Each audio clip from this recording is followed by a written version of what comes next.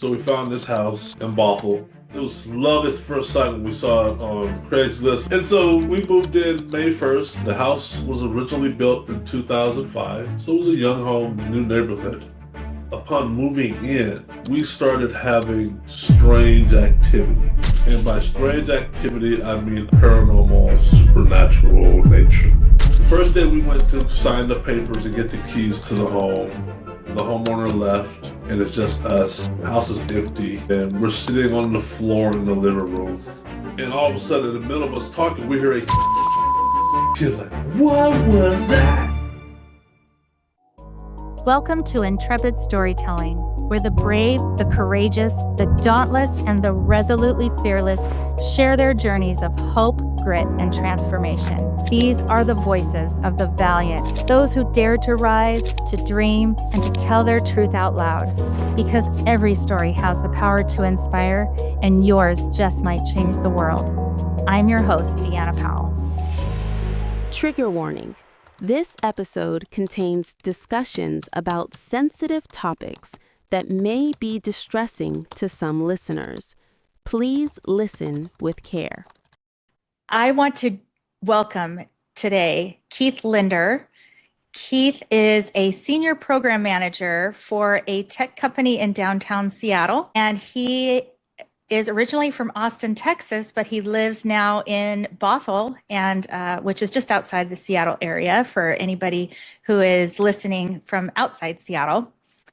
And Keith, you have a background in tech, but you're also an author of a new book, which we're going to talk about a little bit later. But would you like to expand on anything that I just talked about? No, once again, hello, and thanks for having me. Yeah, I'm originally from Austin, Texas, born and raised, moved to the Pacific Northwest 2005, almost 2 years to the day, actually. I moved here December 1st, 2005. And before Microsoft, it was Dell computer back home. And I've been in that space ever since. Still am, probably forever will be. So yeah, this is a love for the Pacific Northwest, the tech industry. I developed a taste and a knack for wine, red wine specifically. And here we are. Nice. Okay, well, very good. So you were born in Austin. Will you tell us a little bit about your childhood? What was it like growing up for you? So I'm of four siblings, one twin. I have a twin brother, Keith and Kevin, younger brother and younger sister, the baby.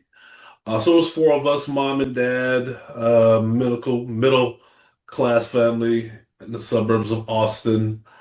Me and my fraternal twin, are 4 years older than our siblings, 5 years older than our sister. But our childhood, I would say, it was fun. We traveled domestically a lot. My dad was fortunate to work for a prestigious insurance company. Sort of date myself, you don't hear the word prudential insurance a lot nowadays, but Prudential was a big deal back in the 70s and 80s. He was a life insurance salesman. And so that allowed a lot of traveling and whatnot during the summer months. Growing in Austin, it gets extremely hot, obviously, especially in the summertime. And so our parents, like most parents, want their kids outdoors away from them. What we were ordered to do, you had to get permission back then to come back into the house, even for a glass of water. But use the faucet outside. But Yeah, there's a hose. You know how to use it. That's so funny. That's the way I grew up, man. My mom was like, her favorite phrase was, go find something productive to do. You know, it's like, for an hour or two. Be what gone. is like, I'm 8 Just years don't old. die on me. That's all you gotta do. Yeah, exactly. Like, don't come back unless you're bleeding, right?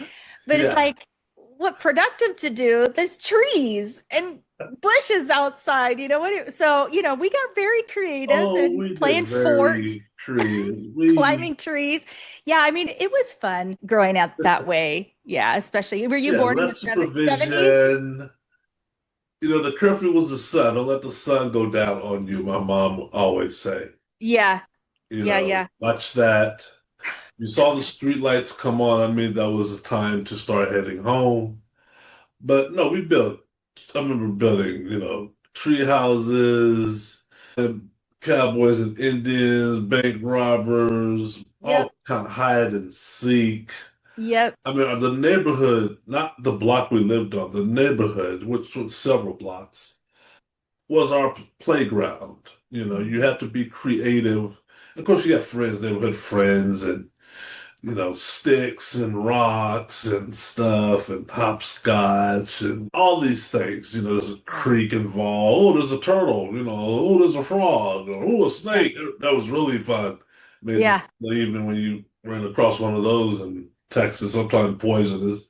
Yeah. Yeah. Oh my goodness. So were you born in the 70s then? Yes, Yeah, yes. me too. Oh, yeah. Okay. Yeah. That was a good way to grow up. And you always kind of go, well, I kind of want to give that to my kids or, you Yeah. just hope that other people can experience that kind of just raw. It's pure. It's a pure It's kind of, pure. I mean, we came back with cuts and bruises and what? You like thought you were dying because you got a gash in your knee or somebody poked you with a stick in the eye and yeah, yeah, blackberry long as we're, bushes just, yeah. I mean, we knocked over beehives and yellow jackets and the last person got stung. That was just the way it was. yeah, The last person, you're the slowest runner. We're gonna find out in a few minutes. The that slowest. is awesome. Well, that's cool. So you got to see your dad working. He was a professional guy. Was your mom a stay-at-home mom, or was she She became a working? stay-at-home mom after me and Kevin were born. My mom worked for the IRS. There's a huge IRS, still there to this day, Oh, Austin, Texas. But I think after we turned 5, almost got to preschool, she started working. My dad was still in school. I remember him still having classes when we were born, and she was the only breadwinner. Because I remember me and Kevin, siblings don't remember this, too young, went to the graduation. We saw our father walk across the stage, if you will. I remember that day vaguely, but I remember it. And then started working in Prudential or whatever. He had a yellow, what do they call them? Buggy, Herbie, Love Bug cars. Remember those oh yeah, cars? Volkswagen. Yeah, Volkswagen. Volkswagen. Yeah. Yeah, a little yellow Pac-Man thing. Yeah. My mom Um, had a light blue one. She had like a baby blue one. yeah, that thing. Oh man, I remember when he brought it home brand new. My dad did because it was a big deal. But Yeah. so she became a stay-at-home mom, and then obviously Michael came 4 years after us, and Vanessa 5 years after. She never went back to work. I think she did a few pure part-time during the seasonal IRS months when they like do a tax season. Oh yeah. She would go back periodically, but eventually she stopped entirely. Yeah. Nice. Wow. Well, what kind of relationships were involved with friendships or romantic relationships in your kind of adolescent and young adult years that sort of shaped the way you see the world or kind of view what did you have any significant relationships or anything that happened I had during a few that time? best friends. I can still remember their names today. Everybody moved on. My best friend in the neighborhood was Jesus.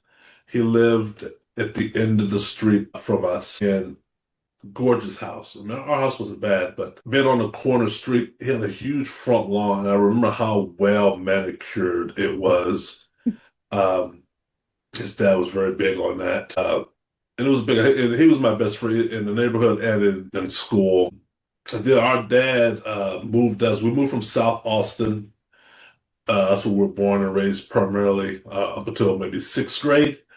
And then we moved to Northeast Austin. Now let's talk about sixth grade, seventh grade, all the way to junior high, up to college. And then lost contact with Jesus, grew out of contact. There's no cell phones or whatnot back then. And so then I found a new set of friends, a guy by the name of Michael Harding. I later learned that his dad was a client of my dad. My dad sold insurance to his dad. We didn't know at the time, but it came out once we were in school together. Oh, my dad comes to my house all the time.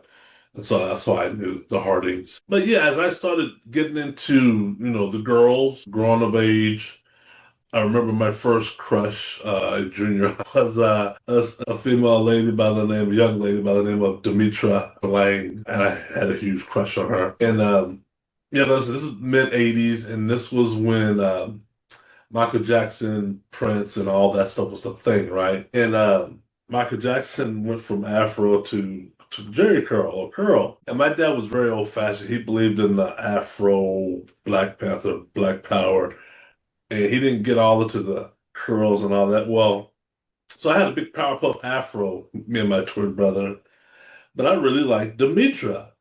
And I asked her one day to go out with me. And she said the only way she would go out with me is if I got a Jheri curl. And Okay.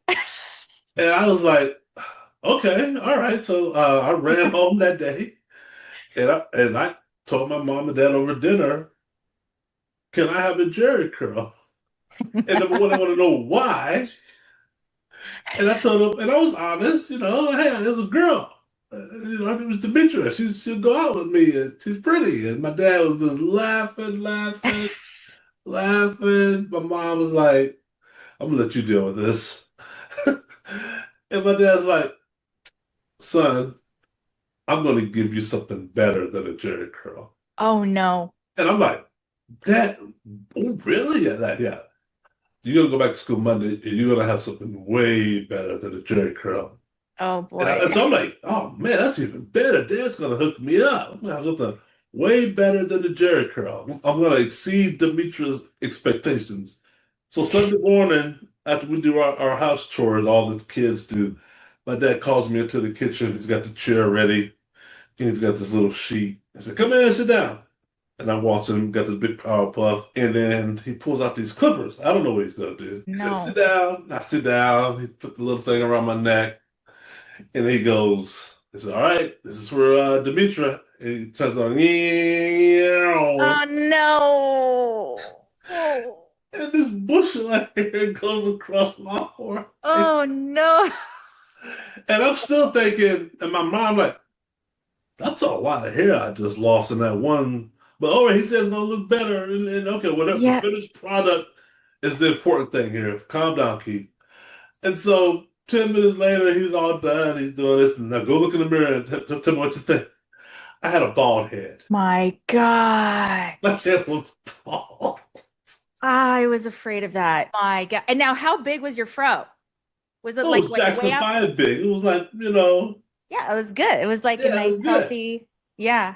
It was Oh good. So he man. said, and I was like, oh man. And he started showing me pictures of other male art or male, not artists, but male figures or whatever. And said, go to school like that. And true enough, short term, I was like upset, but I Yeah. started getting a lot of accolades from the students. Like, oh, I want my hair like that. Oh, can your dad do my hair? Oh, you it set a Do my hair? trend. Can I do my hair? So it became that. But when I went to Demetra, I'm like, Demetra, will you go out with me now? She's on my head. She's like, No. Oh no. She wanted that curl, man. she wanted that girl back. Yeah, she wanted to start dating the guy named Harry Marshall, who was this dripping wet with curl. Oh my gosh! But I Oh, saw I saw what my dad was doing, and it worked psychologically long term because he was telling to dude, don't date chase a girl because of your hair. But oh, we did set a trip, me and my brother, because he got the same haircut that I did that day. Um, yeah, and so it didn't take that long to get wow. used to it, but and then everybody, all the other guys started getting because back then the transition was Afro curl. There was no middle area, and so it was like, okay, what's the middle ground? Well, it's Yeah. it's, it's called a fade, and we start getting Yeah, fade yeah. I was haircuts. going to ask about that. Okay, good. Yeah, Yeah, I so mean, wow. Wow. Well, I mean, anytime you can do something shocking, I know, oh gosh. So, do you remember like a MC Hammer pants? yeah, That like, parachute pants. Yeah, yeah, yeah, okay. oh yeah, I had a pair of those. yeah. And like I would wear them. Well, I saw this girl and she was very bohemian and I really liked the way she rocked these pants. You know, she had the Uh-huh. tank top and the big belt and these parachute pants. And I'm like, she looks so cute. She did her hair in these cute little braids or whatever. So I decided I wanted to wear that to school one day. And everybody teased me so bad. They like, oh, Deanna, you know, she pooped her pants or whatever. I'm like, you don't understand. This is the new thing, isn't This is the it? thing. This is gonna be, That yeah, was a thing. it's the Oh, hammer. whatever. I tried to set trends, but I wasn't cool enough. I was always like trying to Yeah, I catch had up to parachute everybody pants. I else. had with the zippers. Yeah, they were great parachute pants, and I bought them with my first paycheck when I was working. There's no Nice. about buying parachute pants. Heck no, you got to Yeah. buy that yourself. Yeah, it was that. We were always. I mean, my dad didn't want us chasing the style per se, or just get ridiculous. Like I tell my niece and nephews, I didn't get my first pair of Michael Jordans. I mean, I'm 55 now, I'm 56. I didn't get my first pair of Michael Jordans till 2 years ago. It's the first time I've ever had Jordans. And I played basketball, okay, Wow. in college and high school. My parents Yeah, weren't buying no Jordans. You know, they were buying Converse or Adidas and Chuck sure. Taylors and stuff. And Mm-hmm. because Jordans Mm-hmm. were like $100 back then. My parents were like, no, two of you twins? No, no. You know, it's a good lesson for people. You don't have to have Jordans to be cool. You don't have to just do No. what everybody else is doing to be cool. Like you can be cool by doing Yeah. something that nobody else is doing. Yeah, the kids I Right. saw wearing Jordans in school were afraid to walk because they were afraid to get them dirty. Yeah. It wasn't fun. They're like, Heaven forbid somebody walks on your you toe. they freak out. The world ends. Yeah. Oh my gosh. So I'm like, that's not fun. No, no, it's not. It was so high maintenance. Yeah. Well, okay. Well, that's cool. Mm. So, Uh, gosh, well, if Demetra ever listens to this, I wonder if she'll be like, I remember that story, you we know. bumped into each other a whiles back, and then later in high school we dated a little bit, and I went off to college. I found her um, a ways back. We went separate ways, but we talk and laugh about it Are now. you still friends with a lot of the people you grew up with? No, we're all dispersed. A few I talked to online. Uh, Visit the classmates website. Will send notifications of people that graduated in high school with. And I do go to Austin periodically. I was there back in May. I'll probably be back there again in April this year. But it's just to see family. But I do bump into people.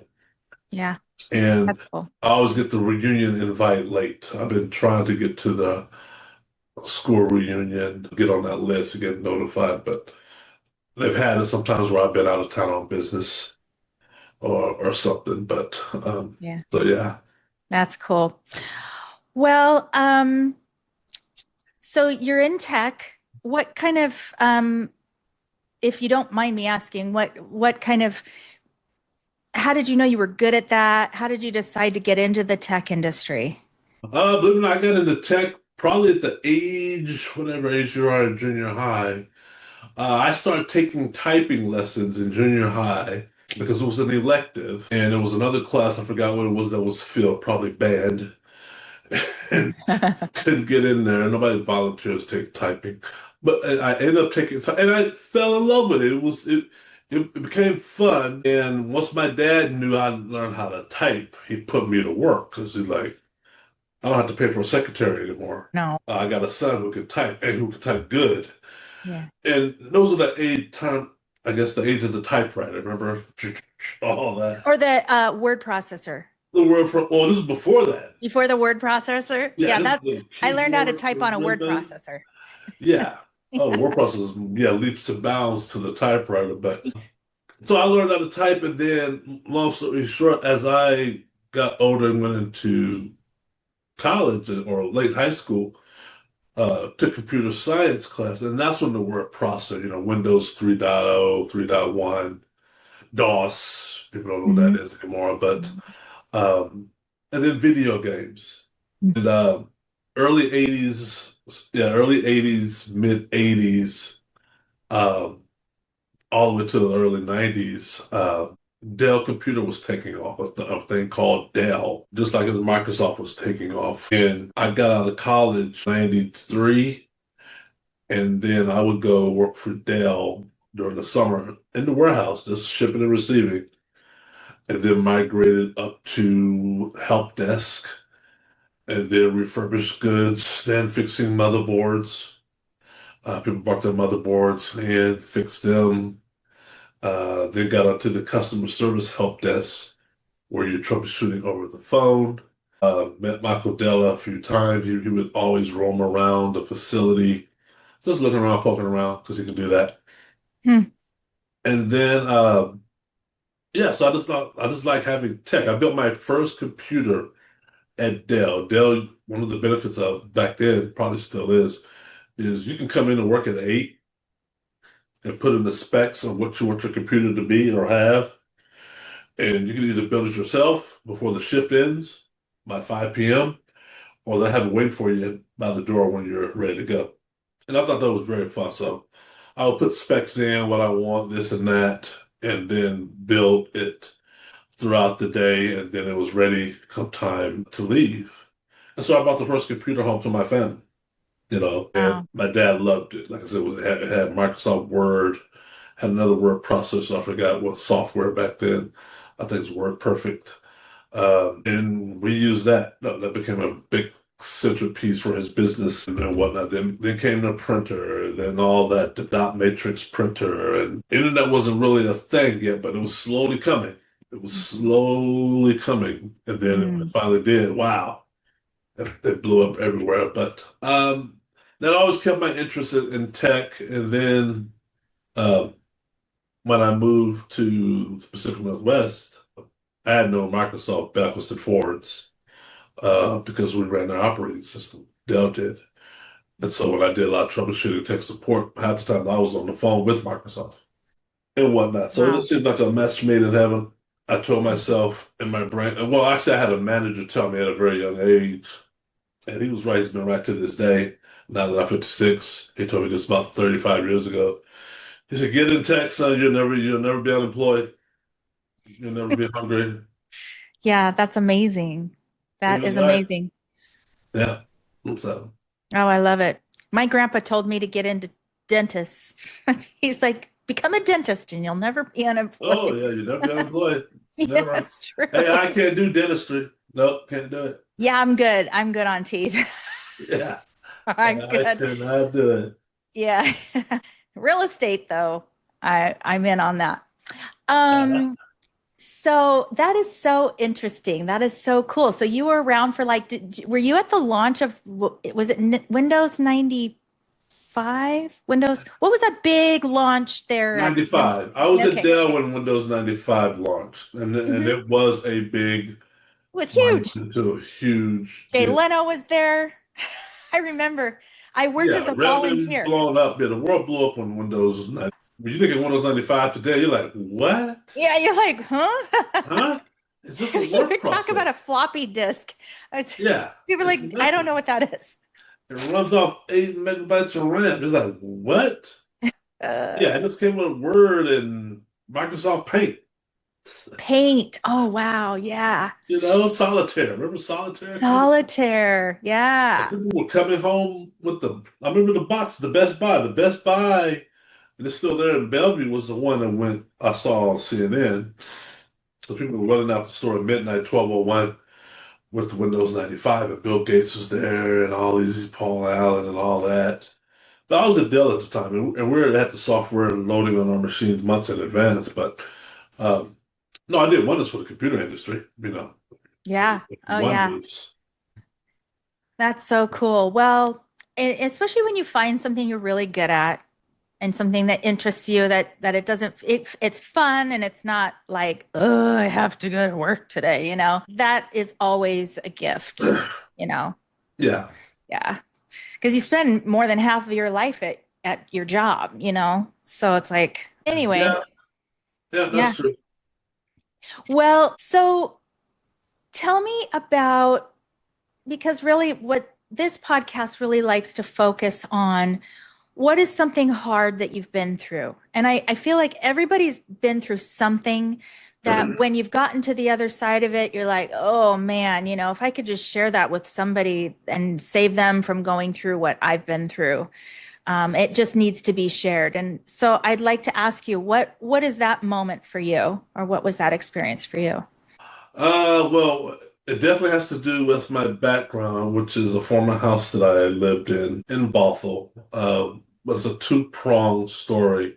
The crux of it will be, when I'm done, is believe in yourself and never give up. Of how many naysayers and things get thick and hard, and even you doubt yourself and like, maybe they're right, maybe but in the end, your own gut instincts, and they're your gut instincts for a reason. There's a Mm-hmm. reason why you talks to you. And so yeah, so at the height, you could say sort of one of the high moments of my IT career was me acquiring the house that you see in the background behind me, which is a five-bedroom beautiful home in the suburbs of Seattle, Bothell, Washington, where I'm at now, but I'm no longer in the house. May of 2012, May 1st, I had taken on a new position for a very big, prestigious healthcare company. I left one healthcare company, Philips Healthcare, which was already prestigious, to go to McKesson Healthcare, which is in the pharmaceutical. Um, and this is the time when they were getting off the electronic patient records off the ground globally, of going paperless, digital transformation, big thing in the IT space. You can it sort of gave way to where we're at today now with digital whatnot and AI. But anyways, I took on a managerial role. I had never been a manager before, but I did have the qualifications, and I had several PM project management certifications that was a requirement for this role. So it was a step outside of my comfort zone that I would have 16 people report to me versus just the one myself up until now. And half my team are located in three places: Seattle, Dubuque, Iowa, and Atlanta, Georgia. And so half the team, or majority of my team, I'm going to have to uh, communicate with, like we're doing right now.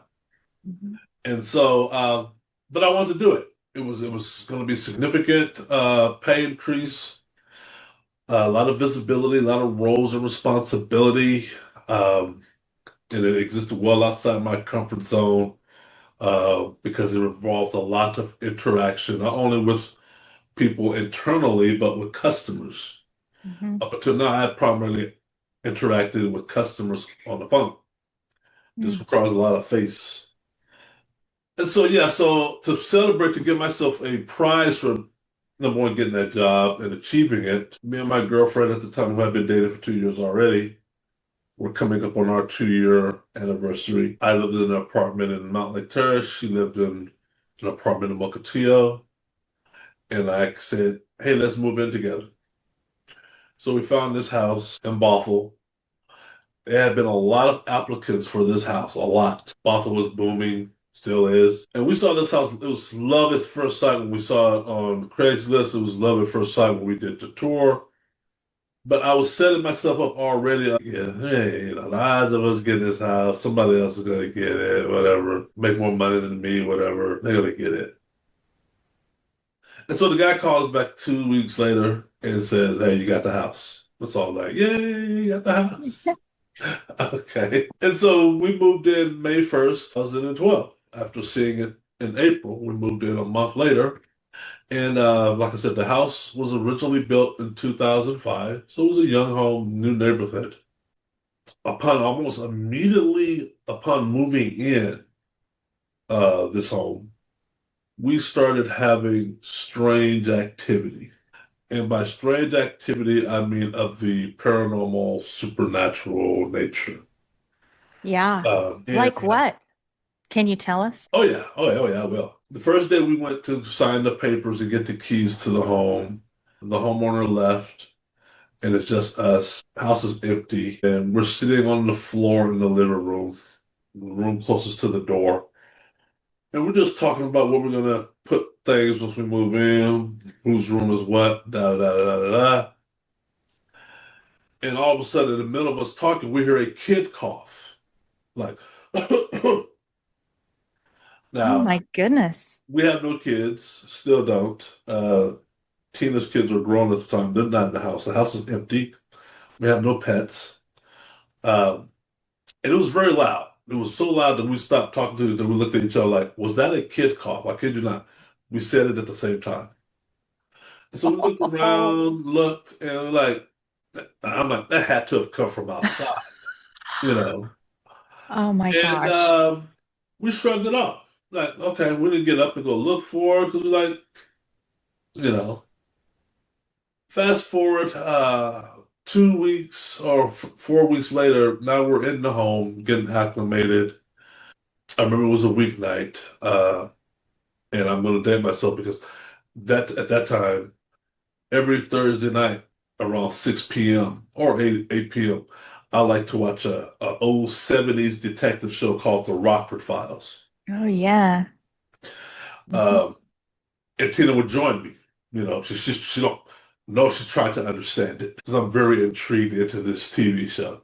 And so we're just watching the Rockford Files together on Netflix. When Tina moved in, she bought this 4 foot tall artificial ivory plant, and she set it by the entertainment center. And so that night while we're watching TV, I got my arms wrapped around her, and we're watching TV. When all of a sudden the plant darts up in the air, Oh my gosh.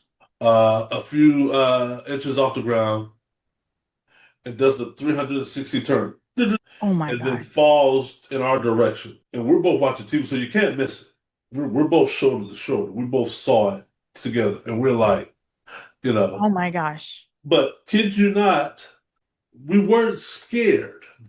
Okay, what we thought, because we looked at each other like, did that just happen? And we got up to the plant and we started rummaging through it looking for a remote control device because we thought we were being pranked. Like, this is a Yeah. prank, right? This is okay, this is some sort of prank or whatever because this plant levitated and aha, maybe we got, is this house some sort of, did we get a TV house reality show or something and know about it? But the more I kept looking through the plant, I'm not finding anything electrical. And then I'm like, and I forgot which one of us said this. We said, wait a minute, that kid cough. Yeah. Yeah. Yeah, yeah. And this is, yeah, remember that kid cough? And so I'm like, well, I think our house is haunted. And so we went to my office upstairs and went to Google and we didn't know. We're like, can you tell if your house is haunted? What are the telltale signs, you know? And we found several websites and they all said similar things. And the top 10 things, how you can tell if your house is haunted. Phantom voices, which a kid call falls into that category. Objects move on their own. Objects go missing, which at the time I had already lost and couldn't explain why or how. My extra key fob was missing. Don't know how, don't know why. Never used it, but it's gone. At the same time, Tina was coming to me saying, have you seen my jewelry? I'm like, I don't know. I don't know where your jewelry is. I don't go nowhere near your jewelry box. And so we would just shrug those things off, thinking, they got lost or reshuffled during the move somewhere. Yeah. Until this plant flew. Now we got Right. to backpedal, like, wait a minute. Yeah, yeah. I leave a room and the light's on. I come back, it's off. Yeah. I was going to ask about the lights going on and off too. Yeah, all that, all the above.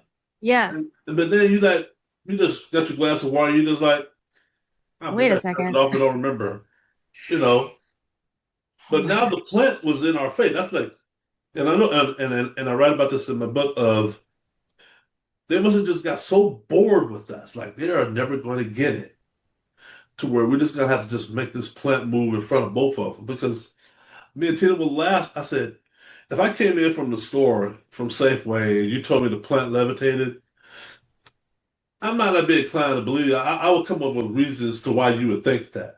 Yeah, baby, I don't know. Maybe it kind of leaned over or something, you know. Yeah. And she'd be the same way, you know. but we both saw it. Yeah. You're each other's witness. We each other's witness, and we saw it and how Yeah. it happened and transpired. So That's now crazy. the thing of the websites are saying these are the things your house is, how you can tell your house is haunted, and we're passing the test with flying colors. Right? And then I think one of us said, I think we got a kid ghost because of the kid cough. Yeah. And then it said most hauntings are not malevolent. Most hauntings are benign, some restless spirit, they're bored. If you got a kid ghost, you got to talk to it, be parental, be nice. They're just as lost and confused as you are. And so it gave us things to do should the activity happen again. And the activity is going to happen again. My goodness. So the Google gave next, you this advice? the internet websites. Okay. There's Okay. like sites you can go to. Yeah. So the next night, almost the same time, we're having dinner, Oh, and something zoomed past our peripheral. You see it, and you hear a big crash, and then you get up and go investigate, and one of Tina's pottery plants is obliterated. It's on the wall. It's on the floor. yeah. Dust, dirt, and everything. And we look around, and it was over there. Now it's over here. We both saw it zoom past our. And so we're like, hey, calm down. Don't do that. Don't throw things. Go into the light. Go into the light. That's we got printouts of the instructions. We're Yeah. so new. We don't know what's about to unfold. But you're just saying what they said to say. We're just saying You what the don't know what internet to say. said. We don't know. This hasn't been vetted. I don't know if it's FDA approved. I don't know if it's OSHA approved or what. Okay. Wow. It could be inviting them to act out more. We don't know. It just seems strange. I Oh don't even know my. what the light is. I don't see a light. Go So to the guys into a light. Go into the light. What light? what like but yeah, because you're trying to help this little boy or girl, like who knows. Until Wow. finally, every time we were saying that, then there came the loud banging. Boom, boom, boom. Oh my gosh. I could be in my man cave upstairs. Tina could be watching TV downstairs or up. And the bang would be so loud, we rush out of our room, especially the first few times we heard it, and meet in the hallway or meet in the middle of the living room, like, what was that? Because it would do it 3 times every night for a considerable long time, and that'd be the it for that night, you Oh my know? And gosh. then the plants would be thrown. Boom, boom, boom. And you're like, okay. So we went back to the internet, like, what do you do if this doesn't work? And the internet would say, okay, if that doesn't work, then have your house blessed. Call Okay. the local church in the area or somebody. And we did. We start calling local churches, tell them what our problem was. Some hung up on us or they're Mm. too busy. But a few did come over and then they blessed the house. They would do that. They would sit with us and we would tell them what's been going on and they would bless the house. And that would work for a day or two. All right. And just right when we're getting used to things being quiet, you could be sleeping in the dead of night and an ironing board go fly across the room. My gosh. Or the iron. And you don't know what else is just pitch black in your room. You don't know it, but it's a horrific feeling Yeah. to be awakened like that. Yeah.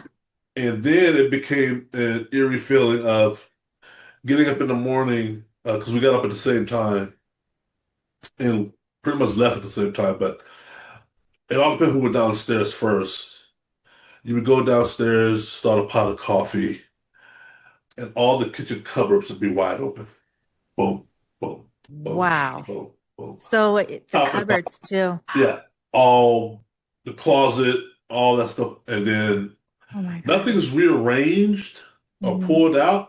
They're just all open. Okay. Then we started finding kid toys on the staircase because it was a two-story house. On the staircase and on the coffee table, the countertops. Uh, we started finding so many kid toys, and I don't mean like big, I mean like small trinket toys. So we had a kitchen drawer we just put them in. It became such a we didn't feel adequate to throw them away. We're just gonna save them. And the toys didn't look like modern toys It looked like a 10 or 15-year-old toys, you know. But we kept them anyways. And then, like, sometimes we're calling churches, hey, it's not working, your blessing, whatever, they're back. And then the banging, the objects are being thrown. And so, and you're going to appreciate this story because we had almost called off the housewarming party. We still have not had that yet because our friends have been chomping at the bit to get into the Keith and Tina house. My ex-girlfriend's name is Tina.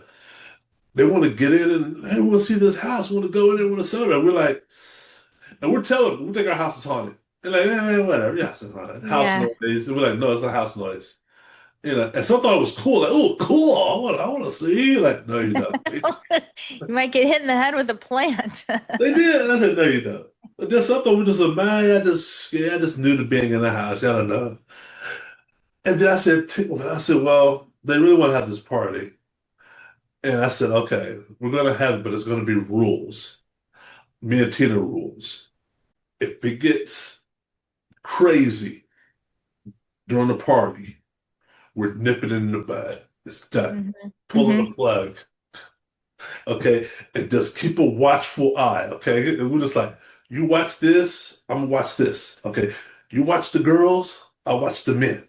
All right. So we have this party at the very last minute. I mean, we really want to call it off, but the day of the party, people start arriving. You know, people arrive one by one, two by two, whatever.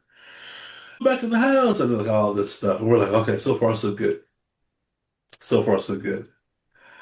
And then once everybody's finally there, everybody's arrived there, throughout the night, weird things started happening. Number one, the doorbell would ring. Now, I know how many guests are on my party, so therefore everybody's here. I'm like, well, who could be at the door? All right, maybe a neighbor or somebody.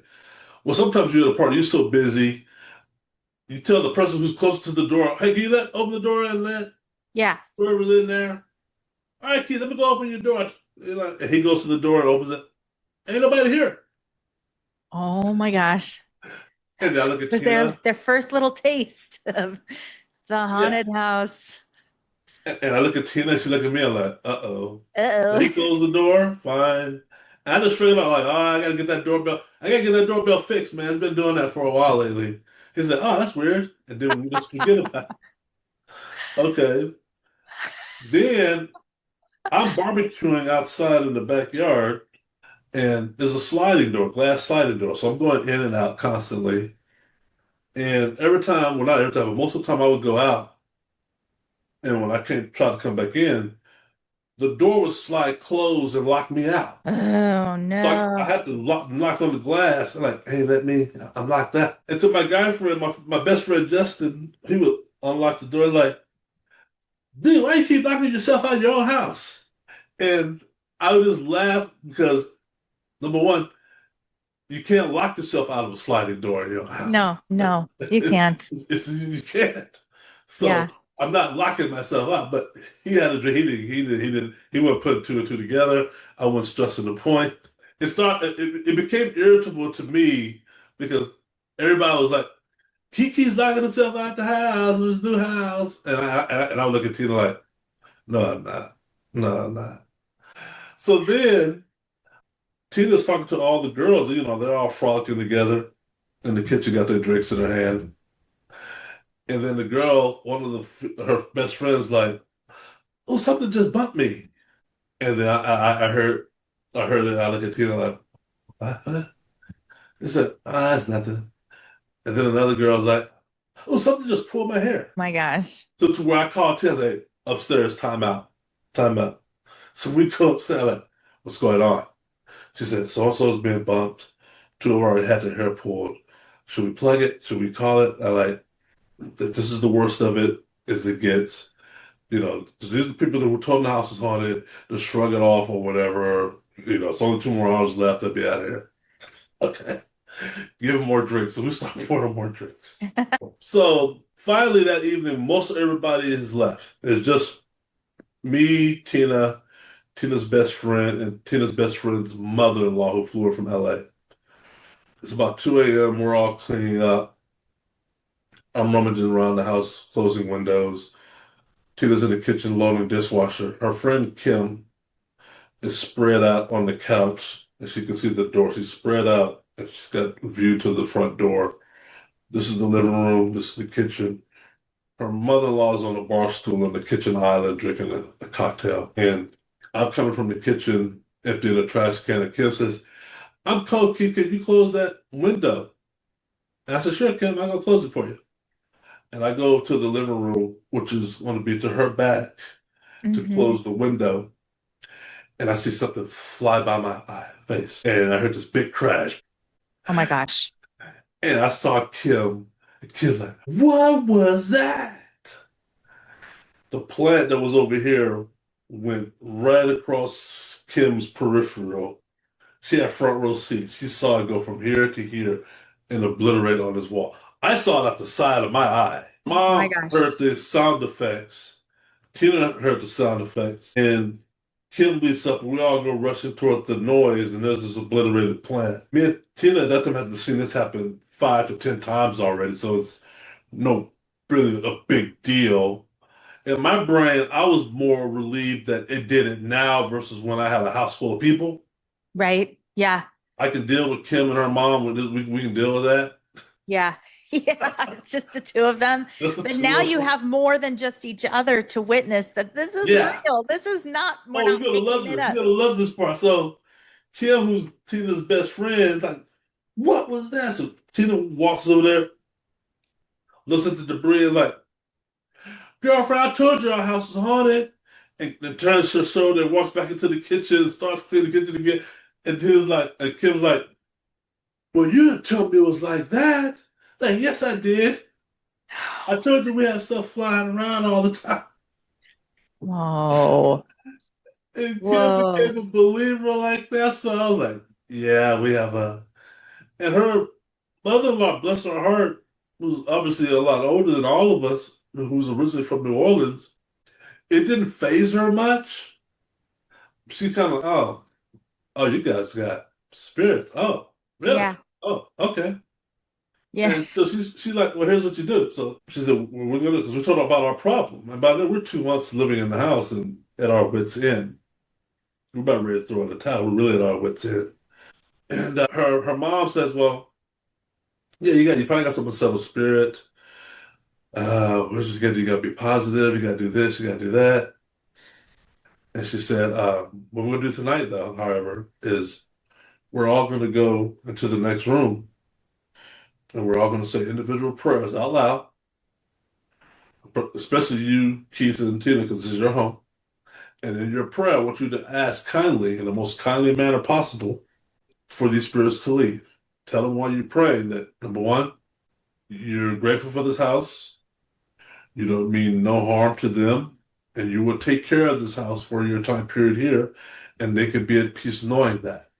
And then if you have to really sell it, and then ask them to kindly leave. And so we all did the individual prayer, da, da, da, da.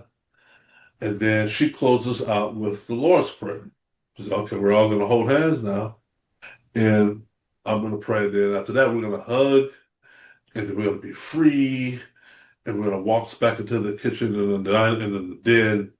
And this is going to be behind us. And we're like, okay. So she did the prayer. We're all holding hands. And then when it's done, we all hug, we kiss. Take a little misty eye. I am too, because we're tired of this haunting. And we walked into the kitchen. And when we got there, everybody's mouths fell open because every kitchen cabinet door was wide open. Wow. Top and bottom. So while you guys were in the other rooms, he was in there opening all the doors. Everything was. You could not hear a pin drop. If you and I did, you would have heard somebody rummaging. And we're only a few feet away. It's only a corner away, to you're in another room. And I remember, and I wrote this in my book because I remember purposely looking at Kim's mother's face when she saw that because I wanted to document her reaction in my brain because her reaction was going to tell me how much trouble we were in. Yeah, right. Okay, because being from New Orleans, and I know that they have the voodoo thing and all that. She's experienced with these spirits. right? Is that sort of where she got her experience? Yeah, that's Yeah. exactly what she got it Okay. from. They're raised from birth like that Yep. Yep. to Okay. know how to deal with spirits and Yep. and whatnot. Hey, that's just Aunt Ethel. Let her be quiet. She'll leave you alone. But and when I looked at her, the look on her face was because she said this verbally. I've never seen that before. Oh boy. And she would not be the last person to not only say that, but she gave us that look of, it's like you hire a pesticide person to come over to get rid of your pest Yeah. infestation. And he brings out the whole yin yang and the rodents just chew it up like spaghetti. Like, I don't work on us. Try something else. And he's like, okay, I gotta go to headquarters. I gotta phone this in. I'll be back. And they never come back. My God. That's the look I saw on her. She didn't have to say that. Yeah. That's the Yeah. look I got on her face. Yeah. Because the next day, a few days, I asked Tina, I said, Tina, I gotta know. When Kim and her mom drove home, they had to talk about this ordeal. What did they say? Did Kim let you know the next day or whatever, what her mom said or whatever? And she said, yes. She said, it's going to get worse before it gets better for them. Oh no. And they need to get out of that house. And Uh-oh. I was like, coming from her, coming from Yeah. New Orleans. Oh wow. But yeah, so I think a few weeks before that incident or after, I can't remember right now off the top of my head, but I would see the first apparition, uh, which I coined in my book called The Gray Lady Oh my uh, goodness. uh, Ghost. I was in my office on the computer. Tina was taking a bubble bath in 2 rooms over. And up at that time, everything I've told you, we've had 20 times already, including lights going off and on or whatever, objects being thrown, including ironing board, candles, plants. All Tina's plants are on the verge of dying because they've been thrown so many times, they've been repotted so many times. That's just now showing signs of fatigue. But this particular, I was in the office, had my back turned toward the television, and there's the doorway, and all of a sudden the light goes off in my room, in my office, and I hear a click, click, or click, the light goes off, same time. And it was more instinct than anything because I remember I was typing and I pushed back from my computer desk and I turned toward the doorway thinking it was Tina playing a joke on me. And I was ready for my don't play the joke speech because we had already said we're not going to do ghost jokes to each other because we have a ghost. But I figured Fair. it had to be her, right? Well, who else could it be? So I turned toward the direction of the door. Deanna, there's a woman standing in my door. Oh my gosh. It's clear as day. Now, when I say woman, I mean woman, except for 2 things. Number one, she's all gray, okay? And she's full-bodied. Now, what that means in the paranormal lore is she's not translucent, invisible, see-through, lofty, no. Right. She's Like 3D. standing in my doorway next to the light switch, okay? Oh my The light in gosh. my room is off because she just turned it off, but the light in the hallway is on because we keep it on because the object's being thrown. So as soon as I turn and face her, and I look at her, and I realize, right, number one, wait a minute, that's not Tina. And then that's what, who is it? And this is where instinct kicks in because what I do next is so fast. As soon as I saw it or her, it turned sideways and it tried to go into the room that's left of my office, which is the washroom. Now, it was trying to go through the door, not open the door and go through it. It was trying to go through the door. through the door. Gosh. But it could not disappear or demanifest or whatever. Just full body. And I'm looking at it. This all happened very quick. And then it gives up and turns its back totally towards me and darts down the hallway and turns left We have an L-shaped hallway, and you can hear the pitter pat. Oh my gosh. I get out of my seat and speed after it, not knowing what I'm going to do if I caught the donkey by its tail. Got Lucifer by his tail. I got you, Lucifer. I got you. Nina, come here. Hold it while I call 911. Tackling this gray, fully grayed out 3D Yeah. woman. What am I going to do? You know? What was she wearing? What I remember, and I think I drew it in my book, she was wearing a dress, but it was modern, a dress or blouse. She had long, stringy angel hair. Okay. She was very, I put her at 5'4", 5'6", probably about 5'6" in height, about 117 pounds, very thin. But I remember her face when I saw her face, she had the look of worry, fatigue, sadness, but she also had mischief. And I'll never forget the expression when she gave when she could not go through that door. And to this day, that still, no pun intended, haunts me because I was like, well, why did you turn off the light if you couldn't go through the door? You know, like it's like going to rob a bank without a getaway car. Yeah. But it won't be the last time I saw this gray lady. Of course, it'll be a few years before I see her again, but I'm gonna see her again. And she's going to change colors. She's going to go from gray to white, from white to gray. But I get chased, and then I get around the corner, poof, she's gone. There's no gray lady there. I'm still not knowing what I saw.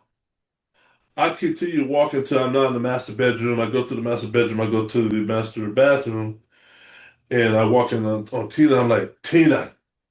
And Tina looks at me. She's chin deep in bubble bath. She's like, what? And I'm like, I saw it. She's like, you saw what? I was like, no, I saw it. I saw a gray lady. There was a lady, Tina, there was a lady at my door. This is how I can just break it out. Like, the lady in my door is gone. You know, I had to tell the whole story over again, how she was gray and that. And Yeah. that night we slept with the lights on and all this stuff. And it's like, Oh my but gosh. psychologically, we had finally, at least I did more than Tina, had a face to the hauntings because everything was so, you know, invisible hand like. But now I was like, man, what does that mean? Why did it reveal itself to me in that manner? And is it causing all the activity? Because there's some things I wouldn't tell Tina at the time about my theories about what was going on. Number one, I had theories about there's multiple culprits here. You know, there's more than one spirit at play here. You know, we at that time or a few weeks after that put away the kid ghosts. We're done with that. And start putting away or start entertaining the idea of we got malevolent spirits now. Now this is 2012, summer 2012. And after that episode, continue with the loud bangs and objects being thrown and whatnot. That carried all the way in from May of 2012 all the way to October, November of 2012. And different people coming in. And then the activities start it tapering off to where it did around December 2012. 2013, we had no more activity. Okay. Wow. Now, that's 2013. One of the things I found out on the websites that we went through, or what they told us was, yes, these activities will come on a bell curve. They typically taper out on their own. Nobody knows, there's no rocket science as to, nobody can tell you exactly when. Some are short-lived, some are long-lived. Some are weeks old, months old, some are years old. Okay? You're lucky if it's a few months old. Ours was months old, okay? 8, 9 months tops. But they all said one thing, and they said most never come back. All right? Most never come back. They said, however, if they do come back, it's always worse when they come back. Okay? And keep in mind, when the activity stopped in 2013, we don't know why. It's not like we did something that night and poof, it was gone. it sort of went out on its own. So we were like, people, oh, congratulations on getting rid of the thing. And I'm like, if you ask me what I did, I don't know what I did. Uh, and one Bible had been missing during that time frame because we were putting a Bible out or being instructed to put a Bible out. And one Bible went missing in 2012 and was still gone to that day, 2013. So fast forward 2013, big sigh of relief. It's gone. Now me and Tina sort of think we can enjoy our house as we were supposed to originally. Mm-hmm. Well, January 2nd, 2014, I was coming from my office downstairs, going downstairs, coming from my office to go downstairs to get a refill of a glass of water. And I got to the second landing portion of my stairway. It's one of the turns. And I got to the top of it, 12 steps, 12 more steps to go. And I got to the top of it and boom, fell and broke my right patella tendon. Oh, Bad fall, bad. Yeah, I knew it was bad the minute I landed. Tina's in the kitchen making spaghetti. She's rushing to my aid. I'm on the ground like a pretzel. hmm. She helps me up. My knees start swelling like a balloon. The EMT and the fire department arrived. They rushed me to Evergreen, and yeah, my kneecap is in my thigh. I need surgery. My God. Yeah, and it's bad. And so I had the surgery. It's 2 months of, it was 1 month of leaving your knee or leg steel like an ironing board. They cast it where you can't move it. And then it's going to be 2 months of physical therapy after that. The first month is just getting your knee to bend again. Mm. So I'm laid up at home now after the surgery. Tina's got to go to work. This is like February-ish. So Tina brings me all my things because I'm upstairs. I can't move around the house. I won't move around the house while Tina's gone. Not because of any ghosts, it's because of just me. I'm staying away from stairs while she's not in the house. And I can't anyway. My leg is stiff. Mm-hmm. So she brings all my creature comforts to me. Here's your coffee, here's a TV remote, here's all the things you need. See you in 8 hours. Bye. So I'm sleeping throughout the days and whatnot. And as I'm sleeping, taking pain medicine to numb the pain here and there. And I'm hearing on the headboard behind me, I start up. It sounds like it's over here, over there. Tina. No, there's no Tina. Oh my gosh. Go back and sleep again. Headboard or scratching. Scratching. So one day I was awakened, and when I was awakened, man, I'm in the bed upstairs, and I hear rummaging through the kitchen cabinets downstairs. Chum, chum, chum, chum, chum. Like somebody's downstairs. And I'm like, well, maybe I was asleep and Tina came home. Well, she's only been gone 2 or 3 hours. And Tina would have told me or came back upstairs or something. Finally, I would call out and nothing. So I got, have one of my crutches and linked to the landing area and called out, Tina, is that you? I'm like, please don't be a burglar. Please don't be a burglar or whatever. And nothing. And then I call on her cell phone. And she's, oh, I'm at work. And Oh my so, God. yeah, but I didn't tell her why it gave me rise to call her. I didn't want her to Mm-hmm. start thinking what I was already thinking, Yeah. which was, our house is alive when we're not here. Mm-hmm. I'm hearing things. Does this go on all the time when we're not here? Or are they doing this because I'm here? Yeah, that's a good question. Does the tree make a noise when there's nobody in the forest to hear it? Yeah, right. But Yeah. I'm hearing these things. Are they doing this to get my attention? But I wouldn't continue to get all upset if I was trying to bring it up to her. And I said, okay, I'm gonna keep it to myself. To one Saturday, a few weeks after that, we were both asleep. And I just like in the movies, I woke up in the bed and I laid up like this, and I was like, I feel I'm being watched, or we're Oh. being watched. Mm. It just feels like all eyes are on us right now. Like, that when they say the forest is dead quiet, there's no animals chirping or nothing. It's because there's a predator around. That's what it Mm. felt like. So I was like, So Tina's asleep. I tiptoed downstairs. I'm mended by now, by the way, because we're not in April. I tiptoed downstairs, and I remember what the previous priest and people told us about smudging, sage, and all that. I said, I hope Tina got some sage in the kitchen or in the refrigerator. And she did. She had the wet kind, the leafy kind, not to dry it out, but I could remedy that. So I took the sage out and I put it on a cookie sheet, put the oven on broil, and let it cook a little bit, let it dry out. And then I put it on the saucer, and I'm roaming around the house saying, "Oh, my Tina was asleep. I did not want her to know I was doing this. She saw me doing this. She would know what was up. She would thought, oh no." And so I'm just like, okay, okay. And I'm saying quietly, Leave the house. and then I left the remainder of the stage to smolder out on its own on the hallway bookshelf, and I tippy-toed back into bed. Mm. I don't know how long I was sleeping, or if I even was asleep. All I remember was my eyes were closed, the room went quiet, and all of a sudden there was a loud bang. Boom, boom, boom, boom, boom. And I rushed up, Tina rushed up. Remember, we ain't heard a noise like that for over a year and 6 months. And this giant armoire that Tina had in the hallway that was on this wall No. was now on this wall.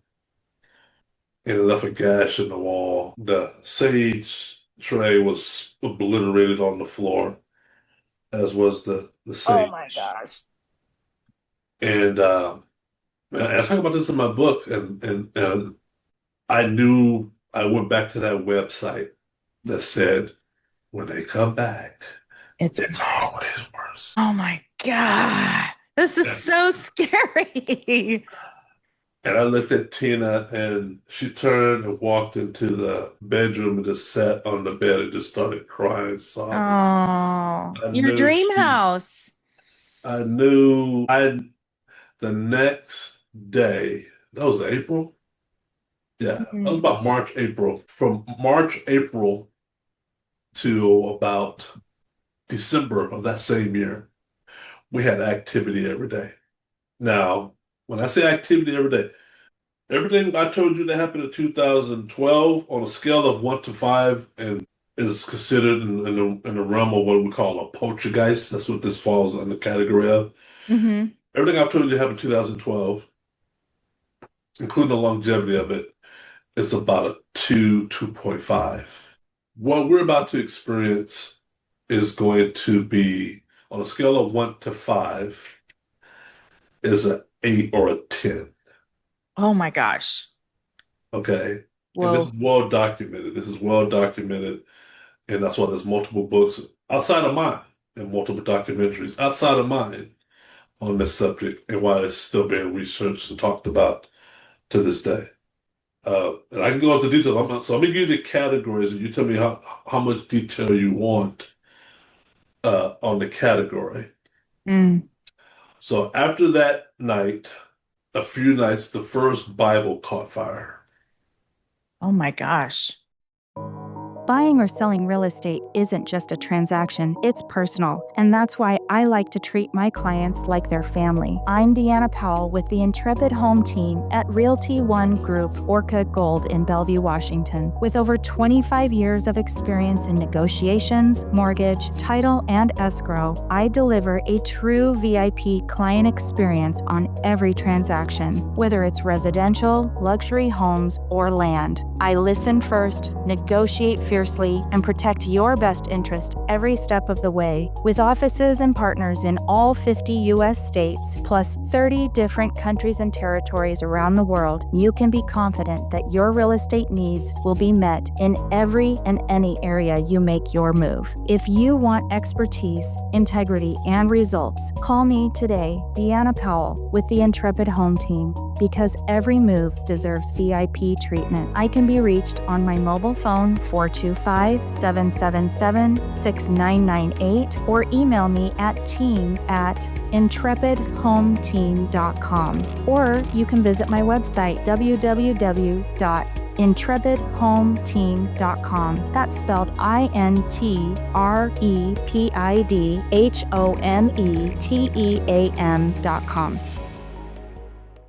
3 Bibles in total caught fire. One Wow. is still missing to this day. Okay. Wow. The first Bible that caught fire was the Bible that went missing in 2012. Mm. So it We were, reappeared and then it burst into flames or we were something? awakened in the middle of the night by our fire alarms a Oh few my minutes after gosh. the episode, and upon opening up our double doors, that Bible was on fire. We did not know it was the missing Bible till I extinguished it. Mm. And it had been somewhere in the other universe or ether or whatever you want to call it, and been gone for over a year and a half. And it was on, for me, fire, flame off. All right. And where was it sitting, on a table somewhere? I had originally left it on a lamp table downstairs, as advised.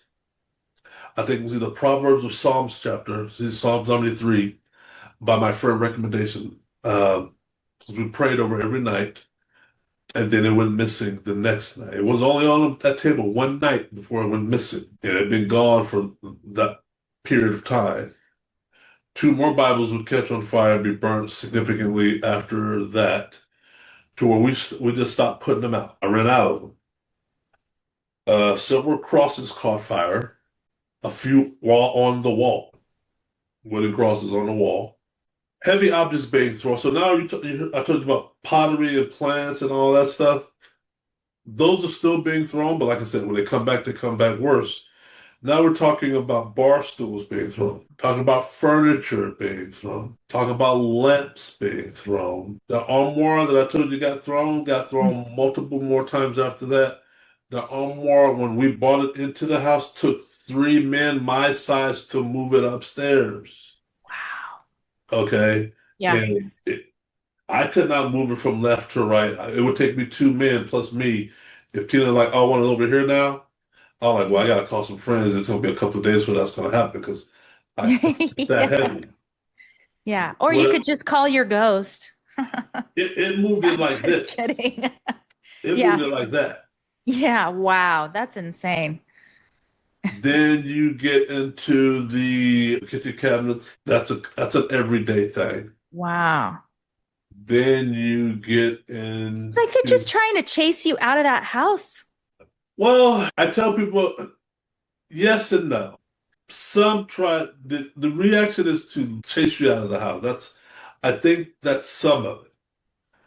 I now know what it wanted to do. It wanted us to kill each other in that house, Oh my gosh. based on the previous tenants. Because believe it or not, a family had similar experience 2 years before we did, Okay. and they didn't tell anybody. Most Right. people don't, but they did. How I found out about them was their mail was still coming to our house, or one of the mails, and out of a Hail Mary attempt, I said, let me see if I can find this person because on Facebook, because everybody I talk to wants to help, and it's a good question to ask. Have you talked to the previous tenants? Has anybody else spoken of activity? Number one, it adds credibility to your case. And number two, we can know how far this goes. And we got to find the root cause. Maybe they're the root cause, whether they play with a Ouija board or they did something. Something started all this. And so I saw this letter, instead of throwing them away all the time, I finally kept one. And I found her on Facebook. Me being an IT, I know Facebook has over 100, at that time, 1 billion people. Well, I was pretty high I could find her if her profile's open. And it was. And she lived in Yakima. Her family lived in Yakima. And she didn't have her profile blocked. So I could read her wall and I'd be a friend of hers. So I wanted to study her Facebook wall, find her video diary, her check-ins and all that stuff, particularly the time when she lived in the house. And I knew when the time she lived in the house. She lived in 2008, 2009. So I went all the way to the timeline of those months. And sure enough, I found her in the Bothell house. And she wasn't posting paranormal stuff, but she was posting how she's depressed, how she doesn't want to live anymore, how she's tired of life, how her husband is always gone. He was an Alaska fisherman. Mm. And she's got the kids. One was very sick. Her son was very sick. He had meningitis. His room was my room. Going back to that kid cough. And so I figured, okay, I have enough to email her. And so I instant messenger and I say, hey, my name is Keith. I live in a house that you used to live in. Me and my girlfriend. We've been here about, 2 years now. And I didn't want to tell her what we've experiencing because I wanted it to be organic what she tells me and I can connect the dots. Yeah. And I said, anything weird ever gone while you was here?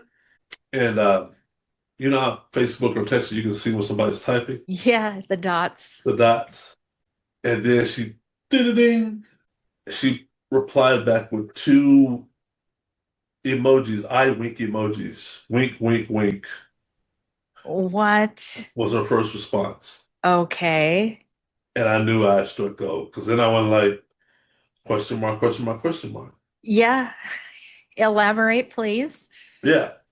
And then she started typing again. I see little dots, and she's like, "Hey," and I'm quoting her because I remember it verbally.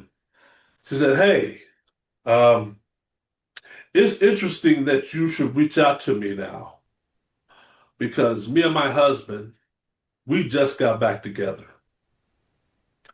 And she Oh. says, "We got divorced in that house, and we just get back together. I need to clear with him before I talk about it. So can I get Mm. back in contact with you? You know." And I didn't want to spook her. I'm like, "Sure, go for it." Mhm. She didn't contact me back for 3 months.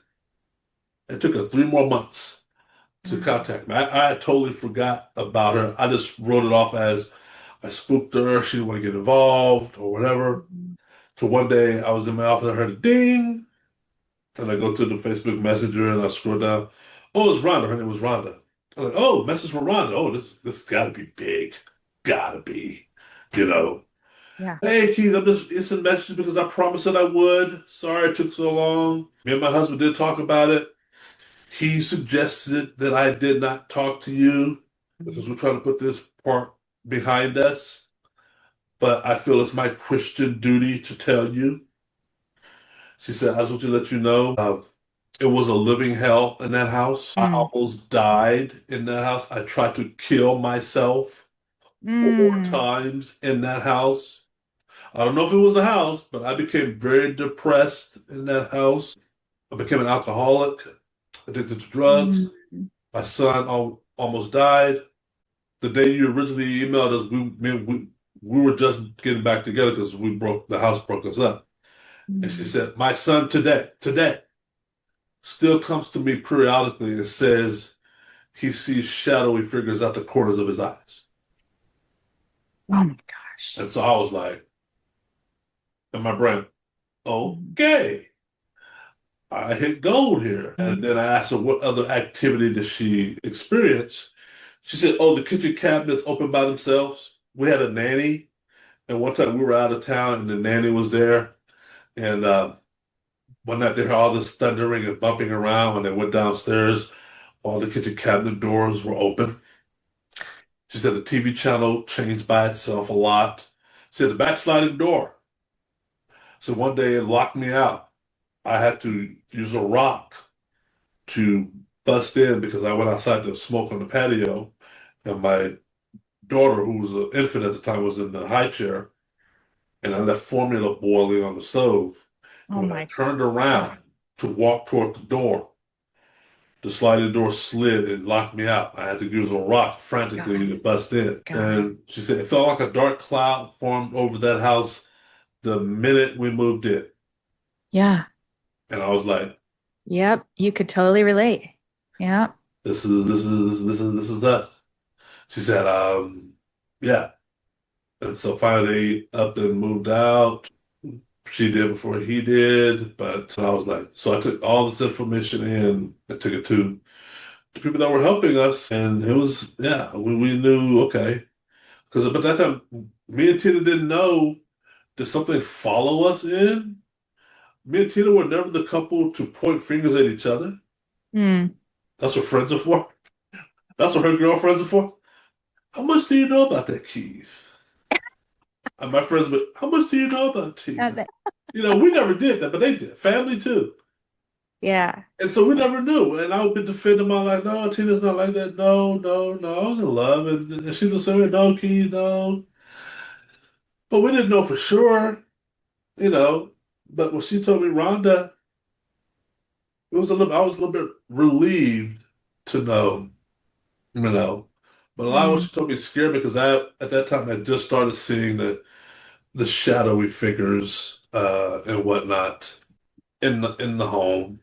Hmm. And I wouldn't tell until she would freak out, you know, about seeing shadowy figures. But it's going to get way worse before it gets better. In the Catholic Church, both Seattle and Bothell showed up on the scene, specifically Bothell. And everybody threw what they learned or thought could get rid of it. Um, but going back to, I guess, one of the crux of this conversation, because I get asked this all the time, it's a fair question. Why did I stay? Why did I just cut losses and run and leave and Yeah. Yeah. do this It's a house? fair question. Be out of here. And it's a fair question. And me and Tina had this question at the front of our minds all the time. Right. You can't help but. Right. I mean, that's I why mean, she was waking probably up, crying on the bed, just thinking, do we have to leave? This is our dream home, you this know? is your dream home. It's a beautiful home. And, you're putting out fires, phantom fires, spontaneous fires. You can't, the mind wonders, are they going to be pulling you and me out of this house one day? Right. Or whatever. You see the movies and Hollywood's playing on your mind, and friends and family are beating you down with their advice, and everybody's got advice. But one of the and I'm gonna tell you two stories that I'm tell you the decision I made to stay, and this is when I physically said I will not be moved. Mm. Two instances, and they were back-to-back instances, meaning they happened, I think, within if not a week of each other, 72 hours of each other. One is called, what I call it in my book, this chapter called The Katy Perry Weekend. Okay. Katy Perry. Hmm. Okay, so this is a few days after the first Bible caught fire, and we had told the Catholic Church and whatnot, and they were like, wow, and gave advice and pointers and stuff. But that day, I went to go meet friends in Mill Creek for happy hour. Before that, so I left Tina at the house by herself. Well, a few days before that episode, me and Tina were at home together. It's like a Thursday, no, like a Tuesday or Wednesday. And I'm in my office, Tina's downstairs, and the TV comes on in the master bedroom upstairs. And Hmm. it's blasting Katy Perry song, Oh my which was gosh. popular at the time, called The Dark Horse. That's the name of the song. Oh my goodness.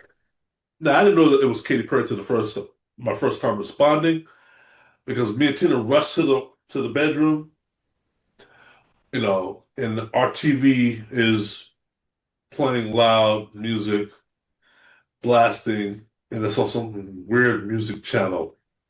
Tina comes in behind me. I look at her. I look at, did you turn it on? No, I turn it on. And we turn it off. Click, turn it off. All right. Cut it out. All right. I throw the remote back on the bed. Tina goes back downstairs. I go back to my office. 5 minutes later, TV comes back on again. Oh my gosh. Loud music blasted. I rush again. Tina come out. Like, Tina, come here. We come upstairs, and the TV is playing the same song over again. I still don't know it's Katy Perry yet. I'm more eager to turn it off than Hmm. whatever Hmm. song's playing. It's not yet dialing on me what song it is, but it's the same song. Okay. Yeah. And so finally, I get frustrated. I said, "Screw it, Tina. I'm going to plug the TV. That'll stick it to him. Yeah." Yeah. So I threw the remote on the bed and I unplugged the television. I think I even looked at the ceiling like, yeah, I turned it off. Yeah, now what are you gonna Yeah. do? Now what? Oh, why did I? Oh, now you don't poke the bear. Yeah, you don't poke the bear. Remember, it's their party. We're just in it. So we go back to our office. I go back to the office. You go back downstairs. 5 minutes later, this is now 15 minutes in. The music comes on again. Mm-hmm. Same song. So we're running in. Tina's coming out. I'm running in. Now I'm frustrated. Like, wait a minute. I know I unplugged it. Are you telling me I'm going to turn the corner and I'm going to see my plug back into the socket? That's some bold stuff. Yeah. Ain't no ghost could do that. That's some deliberate stuff. No, I walk into the room. The TV is playing as loud as before, and it's still unplugged. Whoa. And I looked at Tina, she looked at me, our mouths just dropped. Yeah. And we're like, and then I'm like, wait a minute. I said, wait a minute, Tina, wait. What's the song? That's the same song. I was like, that, dark horse. I like, that's Katy Perry. Yeah, you ready? I like, oh, the name of the song is, because it's got it on the screen. Mm-hmm. Dark Horse. And every time it comes on, it's coming up to that verse of the song Dark Horse, which was a top 10, maybe top 5 at that point when it was out, was, and these are the lyrics of it, I'm paraphrasing, but these are the lyrics of it. So, do you want to play with magic? Oh my gosh. Then you should be prepared or ready, or you don't know what you're playing with. Oh yeah. I am coming at you like a dark horse, because once you're mine, you're mine, Oh and there's my. no turning back. That's the lyrics of the song. And that's Oh. what's going over and over and over. Oh my God. Oh my God. And I was like, and then and the crescendo of the verse reads, because, it was paraphrasing of things is going to start getting worse now. Okay.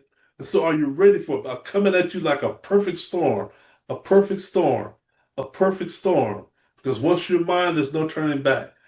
Because I remember we Googled the lyrics in my office, and I look, yeah. So the reason why it's called the Katy Perry weekend, because that was like a Thursday night. Friday night, we did not, I mean, you can't, there's no way to prepare yourself for this because you don't know what shoe is going to drop, what Mm-hmm. danger is going to unfold. Looking Right. back on it, it was stupid for both of us, but that's all about malevolent hauntings. They take advantage of your naivete. How about that? Mm.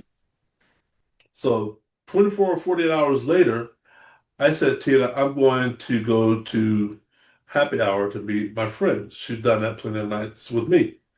Okay, I'll be back an hour or two. And hour or two passes by. I come back to the house, pull up to the driveway, go into the house. Well, Tina's car is gone in the driveway. That's one thing that should have alerted me. Mm-hmm. Tina's SUV is gone. Oh, she didn't tell me she was going anywhere. When I told her I was leaving, she didn't tell me. Well, maybe she went to the store and get something. Maybe she'll be right back. I walked in.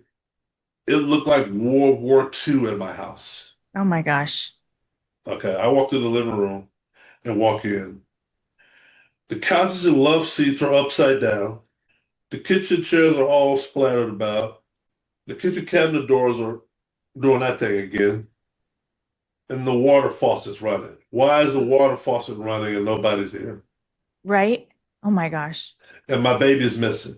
Oh my God. Okay? Yeah.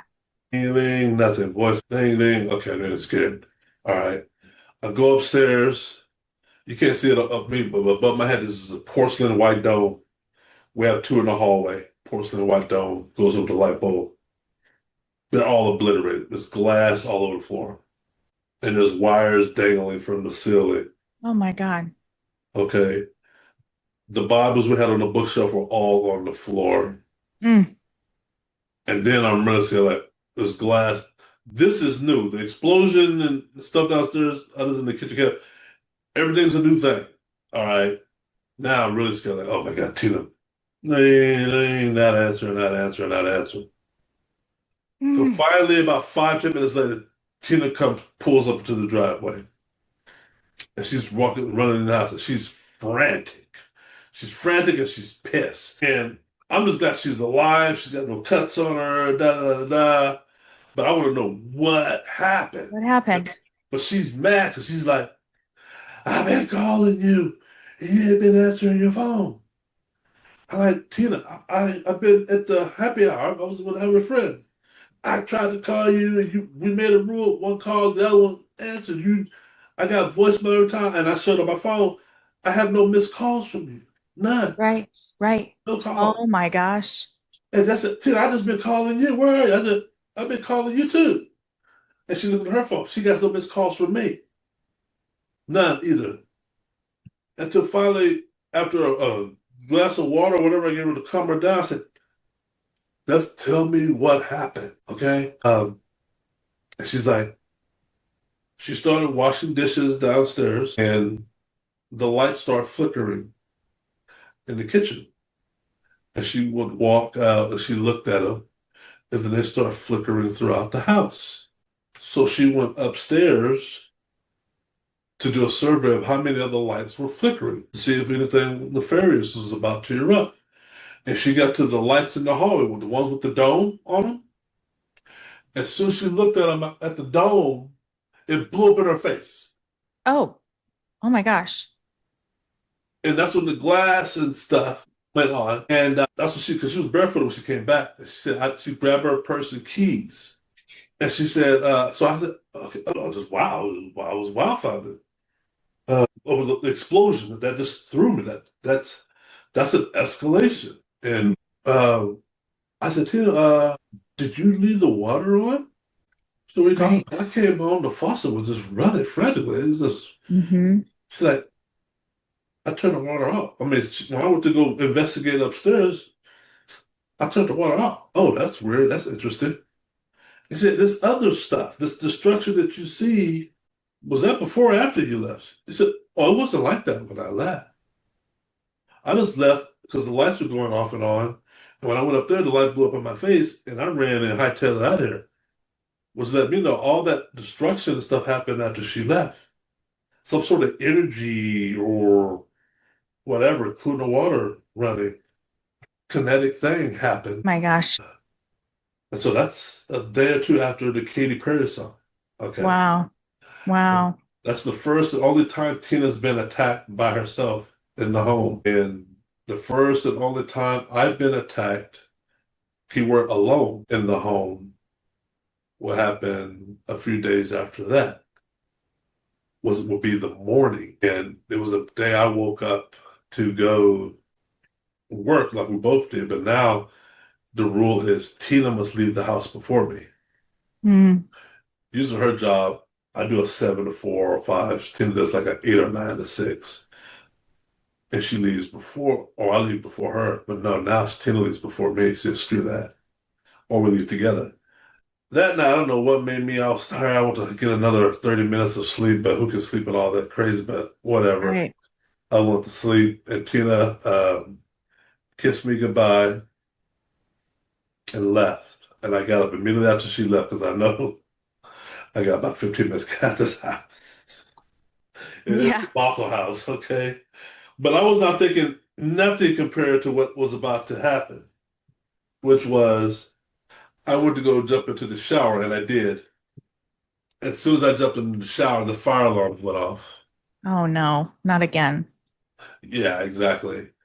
Now, there's 2 situations you can be in that you don't ever want a fire alarm to go off on. Naked in the shower. Naked in the shower and asleep. Yeah. Having known what happened previously, I knew something was about to go down or something is going down. I did not know the degree of it. So I darted out the shower and I ran through our bedroom into the hallway. And I got to the doorway. We have a double door bedroom. As soon as I stepped to the door, something, I felt a presence run by me. It went swoosh, and it thundered down the stairs. Now I'm on the landing. I can see our front door over the railing. The front door opened wide on its own and slammed shut on its own. Gosh. I'm in some sort of semi-shock because Whatever ran past me was running from the direction of my office, which was where the smoke was coming from, but I didn't go to the smoke. I ran downstairs because my instinct, once again, thought intruder or somebody in the house. And if I run to the front door and open it, I can be able to see them and identify them. Well, I got to the front door, could have been more than 2 seconds after it opened and closed on its own, and it would not open. And I'm trying to open it, and the door is not open. It's not bulging or anything. It's like it was cement shut. Oh my gosh. And it was that point in time I knew that I was under attack. So I still haven't contended with the fire. I ran upstairs and took my wet towel and I walked to my office. My poster was on fire. Flames. Oh my gosh. We're billowing into the hallway. I got the fire under control, but I couldn't get those alarms to shut up to save my own life. So I ran downstairs thinking there's another fire I don't know about because these fires not shutting up the fire alarms. And I went back to that same door and it would not open. But then the smoke is reaching downstairs, and then I'm like, okay, is this how you're gonna go out? Is this how I go out? Is this how it is? Mm. And so I called 911. 911, what's your emergency? I got a fire. Send help immediately. I said, okay, sir, I'm gonna send help. What's your address? And every time I give her the address verbally, the static would just overtake the call Oh no. to where she couldn't hear me. So I can hear you breaking up, breaking up. I'm like, I give her the address again. Da da da da da. Mass stat. It took 3 tries. She's like, okay, we got it. We're on the way. And then I remember I called Tina. I finally got said, Tina, the house is under attack. Click, and hung up on her. That's all I told her. Mm-hmm. Okay. The fire department come because then the door opened as soon as I had called help. I tried a third or fourth time. The door opened. The fire department came in and they didn't find another fire. I'm half naked. Tina walks in a few minutes after them. I'm shaking like a leaf. She throws the bath towel and a bedrobe over me. The fire people inspect their house from top to bottom. They cannot find the cause of the fire. They thank me for putting it out. They said I did the right thing, including which is what opening the garage doors because at the time I couldn't get to the front door. But nobody knew what caused the fire. We did. We didn't tell them. But and then once they left, we drove, me and Tina, putting the house together, to the Catholic Church in Bothell, downtown Bothell, the parish, and we waited. How many hours? I forgot how many hours we waited, but it was a long time for them to finally see us because up until that time, it's all been phone call. Nobody had set foot in the Bothell house yet. It was all troubleshooting via phone. I got smoke and soot on my face and nose. My nose smells like burnt plastic. My tongue tastes like burnt plastic. And we look like a mess. And the lady said, well, he's busy today. Y'all don't have an appointment. Like, lady, I just saw the devil. I'm not leaving until I see him. But that day, I told Tina, after we had talked to the Reverend for about 4 hours, and then got the churches physically involved, meaning on foot on the premises to help us, he told us that they were in for the long haul and that we're going to fight this thing. I told Tina, I was like, I'm not. I said, yeah. So you're not still, you just said, we're not moving. We're not going to let this thing win. Well, I gave Tina, I get where I can't speak for you, Tina. Mm-hmm. I can speak for me. Mm-hmm. I'm not leaving this house. Mm-hmm. Okay. You're my woman. Of course, I want you to stay. Totally understand if you don't. Mm-hmm. Totally understand. Be a smart cookie if you did. Mm-hmm. You know, and if we had Knowing children, what the previous owners, how their relationship turned out, Yeah, How had are, that aspect of it, and long story short, it did us in eventually.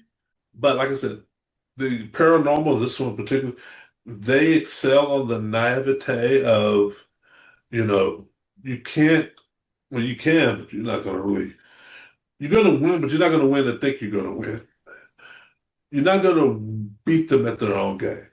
mm-hmm. And it took a toll on us, the hauntings and whatnot. But it really wasn't the hauntings that broke us up. It was the media's response to the hauntings once our claims went public of accusing some people, not all, some, of accusing Tina of being behind the hauntings No. and whatnot. Yeah, we were on a show called Ghost Adventures, and they portrayed her in a bad light, to where the social bloggers for really ate her up alive. Me Wow. too, but I had thick skin. She didn't. They did caricatures of both of us, a lot of racial epithets. And so it just took a Mm. toll. And then I knew, especially I talked to Rhonda and her family, I told whoever comes to this house after we is going to have a peaceful home. Either they're going to know the house is haunted and how bad, or it's going to be peaceful, or both. Nobody's going to be not the wiser like we were. Mm-hmm. Okay. And that's what happened. Okay. Because when it finally caught the ears and eyes of organizations around the world, and once they got involved, it blew everybody's mind. It still blows everybody's mind. There's been scientific journals and papers written about this house, still is. The evidence we found, we talk about the wall writings that began appearing on the walls, Oh my goodness. the black tar oil-like substance. Um, All of this is in your book, though. You talk about all these details. oh, Wow. and then some. There's evidence, and there's evidence on top of evidence. Teams have flown halfway across the world who lived in the home for 4.5 weeks. See, the first trip they found over 400 voices. Wow. Uh, Did they male, record? Did they record the voices? all the voices are recorded. Okay. All the voices are vetted and recorded. The words are enunciated. They come up on the spectrogram. Any listening analyzer, you can tell it's a voice. They come children voices, child voices, male, female, adult voices, male, female. A lot of them Native American voices. I Hmm. don't mean like grunts and groans in one word. I mean conversations. Wow.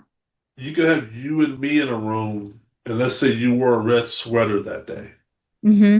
You're inclined to have a voice or a spirit comment on your red sweater. Jeez. That's how you know it's real, Yeah.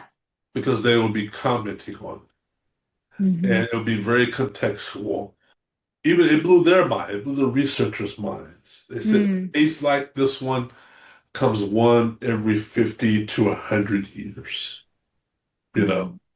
when you hear about the infill poltergeist case, things that, the Conjuring case, not the movie, but what the movie was based off on. Those cases, if you find the real, actual account. Um, so it was for me, it was always, I wanted to leave as I came in, saying no way stretch of the imagination was easy. Had I had children, it'd be a different story. Oh yeah. Had I had pets, it'd be a different story. Yeah. Would I do it again? No. Would I Yeah. recommend it? No. Correct. But it came at an opportune time, or I think an uncanny time for me, of when had reached the pinnacle of my career. Now I'm plateaued. I reached the pinnacle of my career, and I had the whole 20-year journey to get here, including the house, including the girlfriend. And then lo and behold, the haunted house of the century. It just, Jeez. it was just one of those things of, did I want to give up, throw in the towel? Yeah. Mm. There's a lot of naysayers, still are, always will be. Yeah. There's really not a right or wrong answer. Hmm. Nobody's gonna blame you for throwing in the towel for the one thing I told you. If you threw in the towel for the kid cough, nobody's gonna blame you for that. But burning Bibles, poster, Katy Perry weekend, push down the stairs, yeah. And still to come out on top, because believe it or not, guess what? There's now a global database. There wasn't before this case, but there is now, Mm. of poltergeist hauntings, to where researchers are now talking to each other around the world. Because what frustrated me while in the Bothell house was the left hand was not talking to the right hand. You can have a researcher in North America have a case like ours, and it could be a similar case somewhere in Europe or Asia, to where they might have did some troubleshooting to rectify it, to lessen the activity. But they don't even know it exists. They don't even know who to contact. Like we have what's called the CDC, and there's the World Health Organization. It's because they call it World Health Organization because everybody talks to each other. If you see something new, like a virus or something, you're supposed to get on the phone and tell your colleagues half a world away, Mm. and vice versa. Hmm. That was never done before. In the age of the internet, I just thought that appalling in the 21st century, 2000, early 2000s. And I was like, Hmm. what? You're not talking to you? But they do not. And now a lot of things have come to light, and people are saying things like, yeah, okay. Yeah. Yeah. Interesting. So what is, I mean, besides I'm going to put a pause right here because I'm going to pause this and we're going to splice this part out. I have to take care of some noisy people in the background. Hold Okay. on just one second. Sorry about that. My kids, Okay. I told them to either be outside or stay in the playroom, and they keep coming out here and like being noisy. So, all right. Thanks for being patient. So we'll just come right back. I'm going to ask a question. So besides sort of like the naysayers and some of maybe the comments that even people might even like comment on this episode, yeah, he's making that up, or I'm sure you've heard it all. Yeah. What is some of like the biggest sort of the things that people have said that you can say, no, here's your evidence. Here, like if you don't believe me, here's all the documentation of, what happened on this particular, here's the burnt Bible or, whatever. Well, yeah, that's a good question. Did you ever catch any of this on video? Hard to do when it's like sporadically just happening like that. Well, yeah, and that was going to be my answer, because one of the biggest pet peeves or people I fight with online with, and I call the ghost hunters or the thrill seekers in certain parts of the internet community, is because we live in an age of show me. People want a show me. They want to see the phenomena themselves. Now, everything I've told you, you've noticed that I told you happened spur of the moment, unpredictable. No ghost is going to tell you, we'll say ghost is a loose term, no spirit is going to tell you, I'm about to burn a Bible, grab your camera. I'm about to burn a poster. I'm about to throw the ironing board. Right. So they don't about to move that armoire and crash. Yeah, about to throw the armoire. Get your friend. Let's go. We stream in 10 minutes.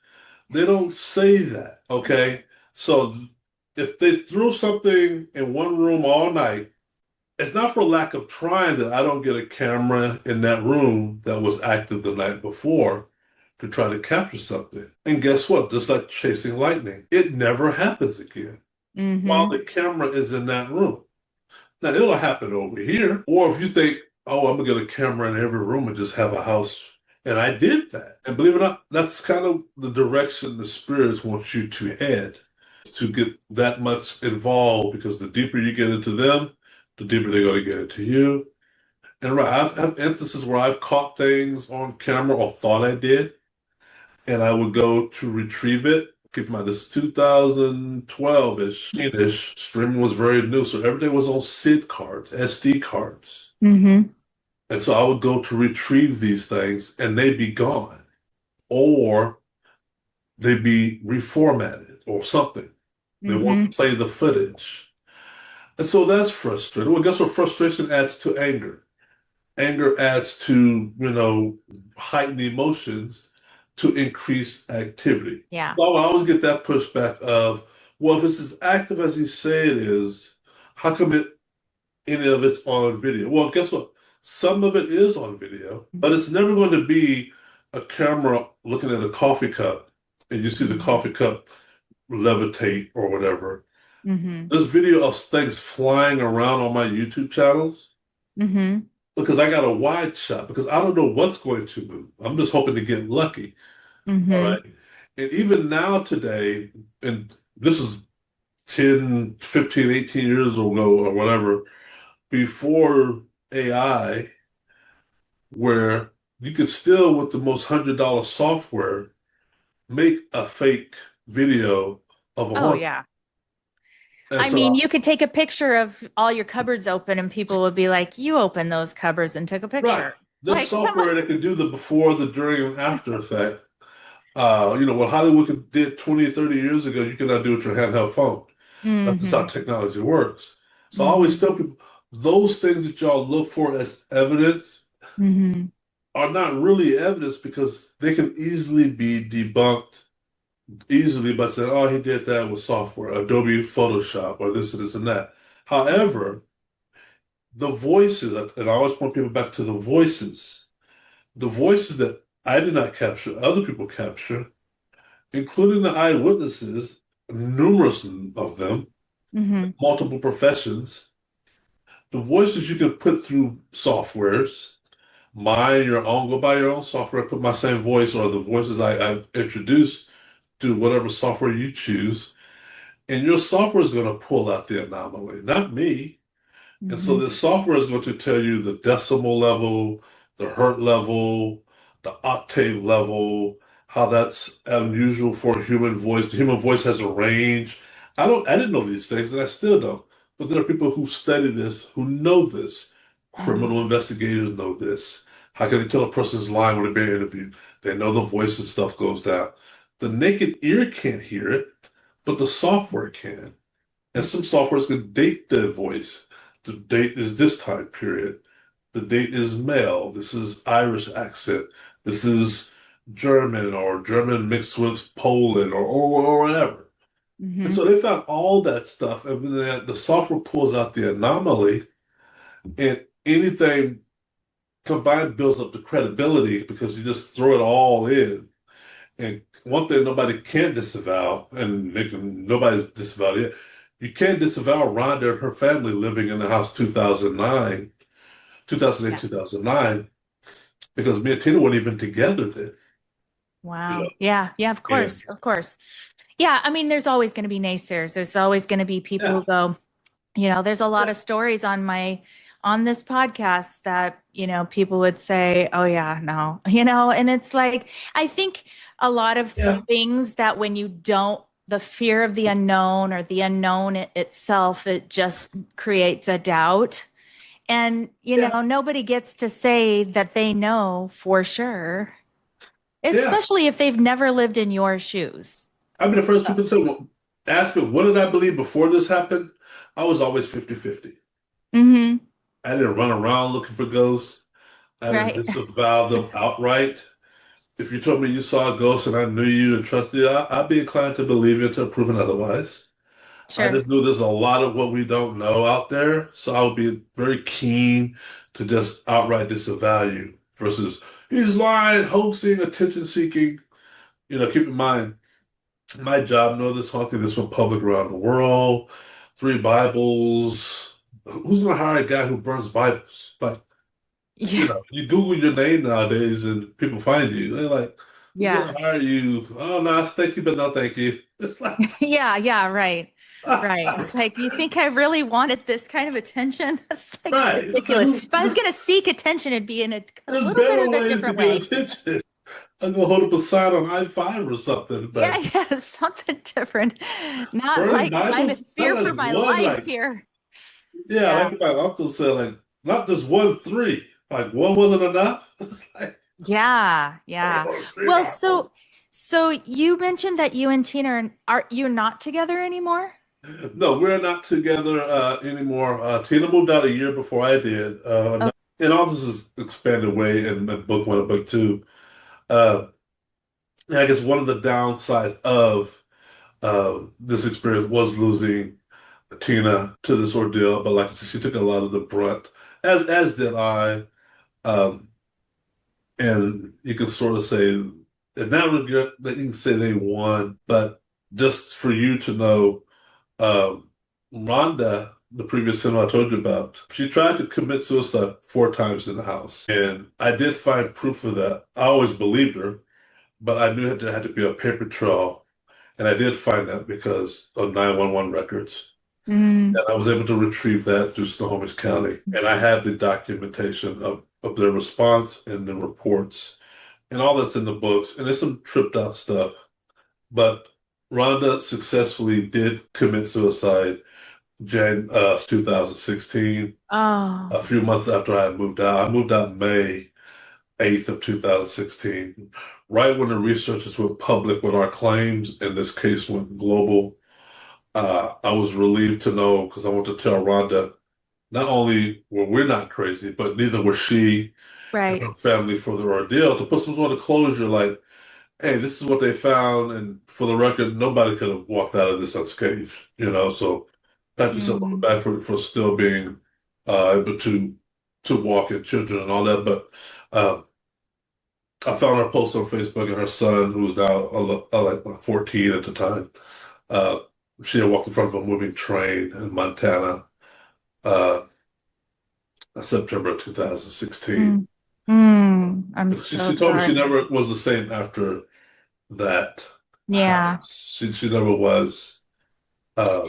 Beautiful children. yeah. Okay, so my next question is, so you said that the next person that's going to live here is going to have either a peaceful home, right? Or so can you talk about how did you make that happen? And did you sell the house or you're still living in it? No, the house was sold. We were always renters of the home. Oh, okay, I So see. we moved out. The homeowner um, allowed me to bring teams in to investigate it because he wanted to get to the bottom of it too. After all, he wasn't living there. To this day, I think he knew that's why he wasn't never living there originally. Once the house went public, I mean, Fox News, Como, all have ventured into the house. David Rose knows me very well. He's been to the house several times.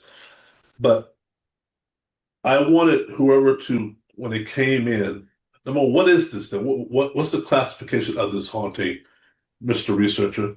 Poltergeist. There we go. That's how you have it. Poltergeist. How do you live with a poltergeist? Well, poltergeist is an interesting type of haunting in that it's not really the house that's haunted. Yes and no. It's a piece of the house and the individuals that walk in. There's a synergy involved. You Mm, can have different people trek inside that house and the activities stay dormant. Okay. And then somebody comes in, no fault of their own. It's not like they're evil or we don't know. Then voila. Okay. There are mm, multiple theories as to why poltergeist hauntings happen. One includes a life-altering, changing event, which my category falls under. Okay. Something about me elevation to a new prestige career and whatnot, new girlfriend, probably was too irresistible for the poltergeist to pass up. Let's knock him mm, down a little bit. We see something up high, let's knock him down a few notches too. Upon leaving the house, when I left, there was no activity. The activity that ceased for quite a long time. And the advice given to whoever moves in after me is, as long as you live in the house, you should not experience anything. If you do, here's who you call. Here are the things you should not do that I did because I didn't know any better. Activity can stay low-lying, almost non-existent. And most of the time, our human being, we just have a built-in instinct just to ignore things. And that keeps the activity at non-existent levels. I'll give you an example of, for me, what always, I guess, piqued my curiosity was I'm leaving rooms and coming back with the lights off. And I know I left it on. Okay. mhm. and I get on my phone when my brother's 3,000 miles away, and he's urging me, encouraging me, put a camera in there to be sure. Mm-hmm. Don't do that. Okay. And that's what I did. Because you put a camera in there, now they got something to play with. They're going to unplug it. You're going to take the SD card. You're going to get mad. You're going to go buy another camera, another SD card. You're going to have a camera to watch the camera. They're going to mess with that camera. And they're going to be all this. Now to your Wi-Fi, you don't like that. And so you got to buy another Wi-Fi. And then you're going to get mad. The activity is going to get bigger, bigger, bigger. Person just comes in. Most people, I say most people, but a lot of people, I believe, have activity. They just don't even know they have it. We have document of other houses in the area having activity. It's just considered so low life, so benign. Mm-hmm. You may have a bulb in one portion of the room that you're always changing. Like, I'm always changing this bulb. You're not going to hire an electrician, a couple hundred, $100 a month or whatever to find out the root cause. All you can do is buy a $6 light bulb. Yeah. Because he's going to come in there like, oh, there's nothing, your wires are fine. I don't know why don't know why. It must be a surge, Yeah. That's the spirit. They're trying to bait you. They're trying to, But me, my years of IT problem solving, I just couldn't ignore that. Mm-hmm. I was like, no, I don't know, man. Mm-hmm. Would you say that the more energy you spent trying to figure it out, the more they engaged? So it's kind of like energy matching energy. Yeah. The more you ignored it, the more they ignored you. If you ignore it, then they can't take it up another level if you ignore it. Okay. If you go here, then they're gonna be like, yeah. You bring other people involved and they're gonna be like, yeah. Mm-hmm. But keep in mind, they recognize that day one when me and Tina moved in. That's the part that wows me. Mm-hmm. That little synergy, that little thing, like we could tangle with that. We can get some mileage out of him. Yeah. We're gonna go far with this guy. And what happened? So a family lives there now. By family, I mean a husband and wife. Mm-hmm. And they've been there a while. I would get notification if they had moved out already, but I haven't. They've been there since 2016. They had no children, no pet. And they bought the house, not rented. They bought it knowing it was haunted. Okay, that's good. They knew that. Yeah, they knew that. Yeah, there's no way you can get the house now without knowing it's haunted. All the images, the fires, and everything is on the internet. And so they knew. People always ask me also, have I talked to them? And I tell people, no, I have not. And I purposely not. I purposely will not knock on their door ever and ask them, hey, is anything happening? Right. Number one, I don't need to. It does not make my story more or less true. I want whoever lives in the house to never have activity. I mean, at the minuscule level. Right.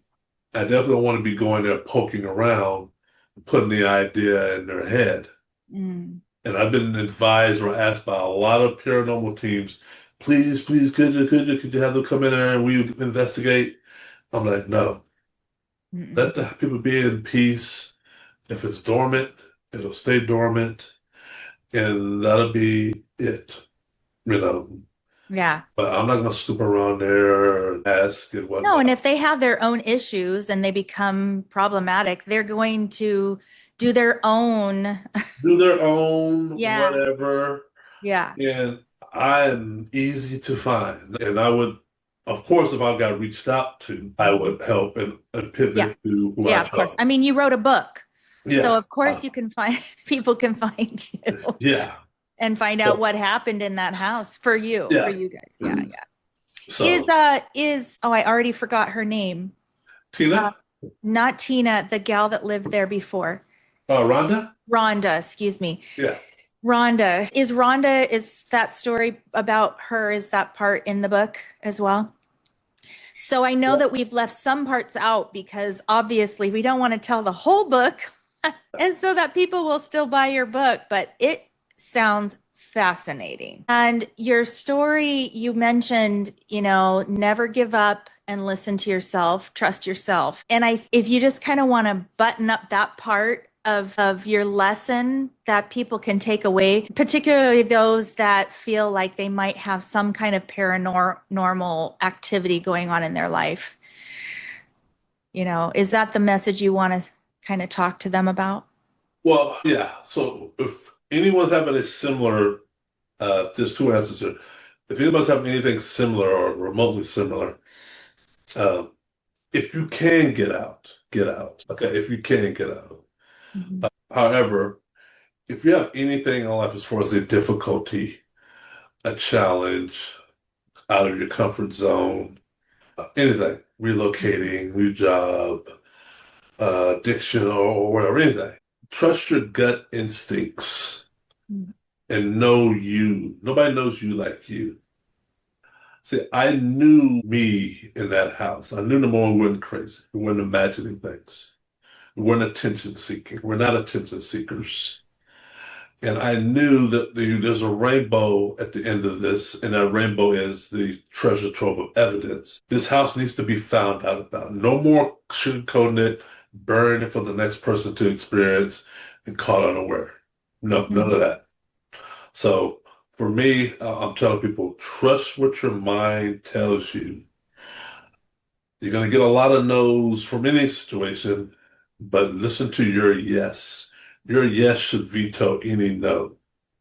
If you know you, okay, and you know what's best for you in the short term and the long term. And that's what I did. That was at the crux of my decision. I knew what was best for me and what I could contribute as far as help-wise. And I trusted me. It doesn't mean it was always perfect, but I trust me. I know me. And yeah, do that. Yeah. Yeah. I mean, it's almost like if you didn't trust yourself and you kept doubting yourself, that you probably would have thought you were crazy, right? Like There's all kind of ways you can go. You can go Yeah. crazy, Bill, and you can easily get into that web and be lost forever. Rhonda Mason, rest in peace. I could have easily gone that route. I could have lost Right. my bearings. I never lost my job. I was blessed. The job I had, I still have today. It's the same Yeah, that's company. so good. I'm not the crazy ghost guy at work. I'm the That crazy problem ghost guy. solves. Well, you So, know why I'm saying this? It's because I interviewed another gal who she talked about domestic violence, and it's the same kind of feeling in your gut. Like there's something wrong. Something is happening right now. He's isolating me. He's yeah. saying these things and it's making my gut feel uncomfortable. But I'm trying to stuff that down and saying, oh no, that's not what he meant by that. And it just got over and over. It just got a little bit worse and a little bit worse. And she didn't get out in time. And, Yeah. it's a very similar process of listening to your gut and then not giving up, like not giving up on yourself. Yeah, So, he will talk to you and give you, because this is all self-preservation, right? You're going to talk to you to give you the best sound advice. And you knows yourself better than anybody, even the subconscious you knows right. you. And you're right, sometimes we don't listen out of expediency or whatever, but you have to fight through that and listen. Mhm. And there's plenty of stories of coulda, woulda, shoulda, and Mhm. people get not too late, but listen and act upon it on what you hear because you're telling yourself something for a reason. Right. You know? Right. It's so good. And those feelings, that intuition is not there for no reason. It's there Exactly. It's because not you there for need to no listen to it. reason. It's there for a reason. Yeah. It's been handed down for centuries and centuries, thousands of years, some say millions of years, Mhm. and that's why we have it. It takes a lot of bravery and courage to listen to your gut and act on what you're hearing, you're feeling, it really Mm. does. And I think that's why a lot of people don't also act on it either. But yeah. Wow. Well, so to tell your story today, just again, it takes a lot of bravery, and I call it intrepid spirit, because Ah, yeah, intrepid is yeah. not just brave, it's bold, it's courageous, it's resolutely fearless. I mean, this Yeah. story, you were hitting all those marks. That's just Yeah.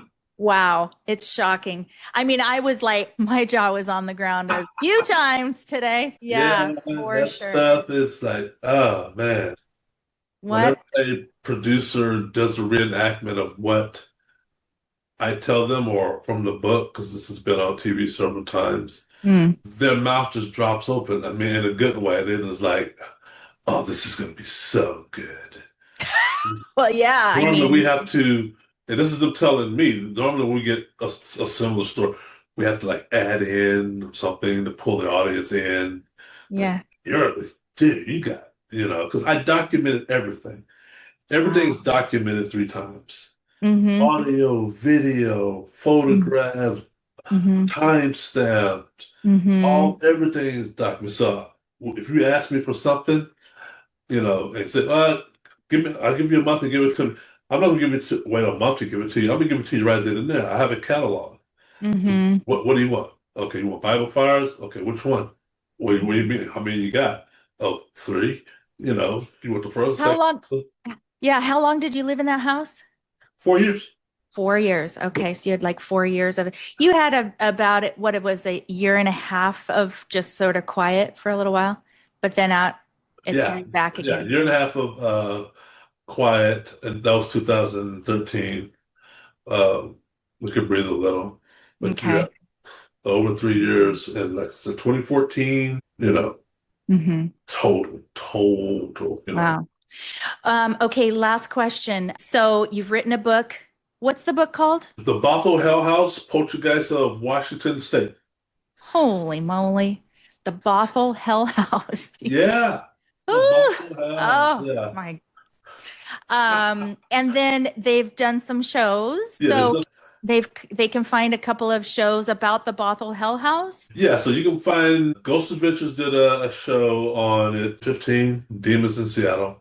Very controversial because they left empty-handed. And there's a documentary called Demons in Seattle Uncovered, which is the antithesis to the Ghost Adventures episode. The Demons in Seattle Uncovered documentary is free on the internet. Anybody can Google that on YouTube and watch that at 1080p right now. The other similar documentaries on YouTube as well as Netflix. Just Google Keith Liinder Netflix. I think it's Unsolved Mysteries on Netflix. Okay. There's a few others on Discovery as well, but if you Google Keith Linder, you're gonna find those things. Also, I'm easy to get a hold of. Find me as well. My YouTube channel has over 500 videos of the evidence, some we talked about as well. Some of the What's the research. YouTube channel? Keith L. First name dot last initial. Just type in Keith L. Um, and you'll get there. There'll be tons of video waiting for you and book info. The benefit about my books compared to other paranormal books, and this is my IT, because I want the reader to be interactive. So in my books, if you get the ebook, like I told you, some of the evidence, the voices and whatnot, when I get to that portion of the book, because I tell it in chronological order, I'm not going to say this is the voice. I'm going to say that, but I'm also going to have a link where you, the reader, can click and hear the voice yourself. Nice.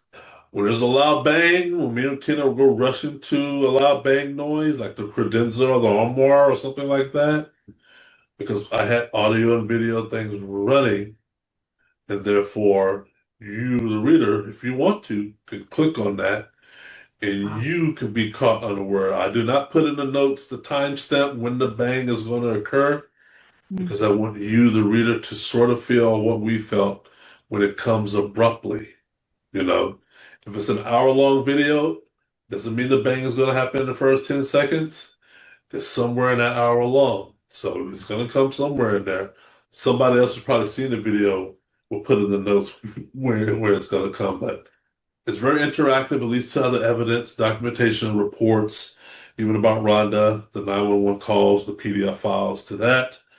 Very trippy stuff there. But yeah, all that's online. And then the book itself, obviously, on Amazon. That is so interesting.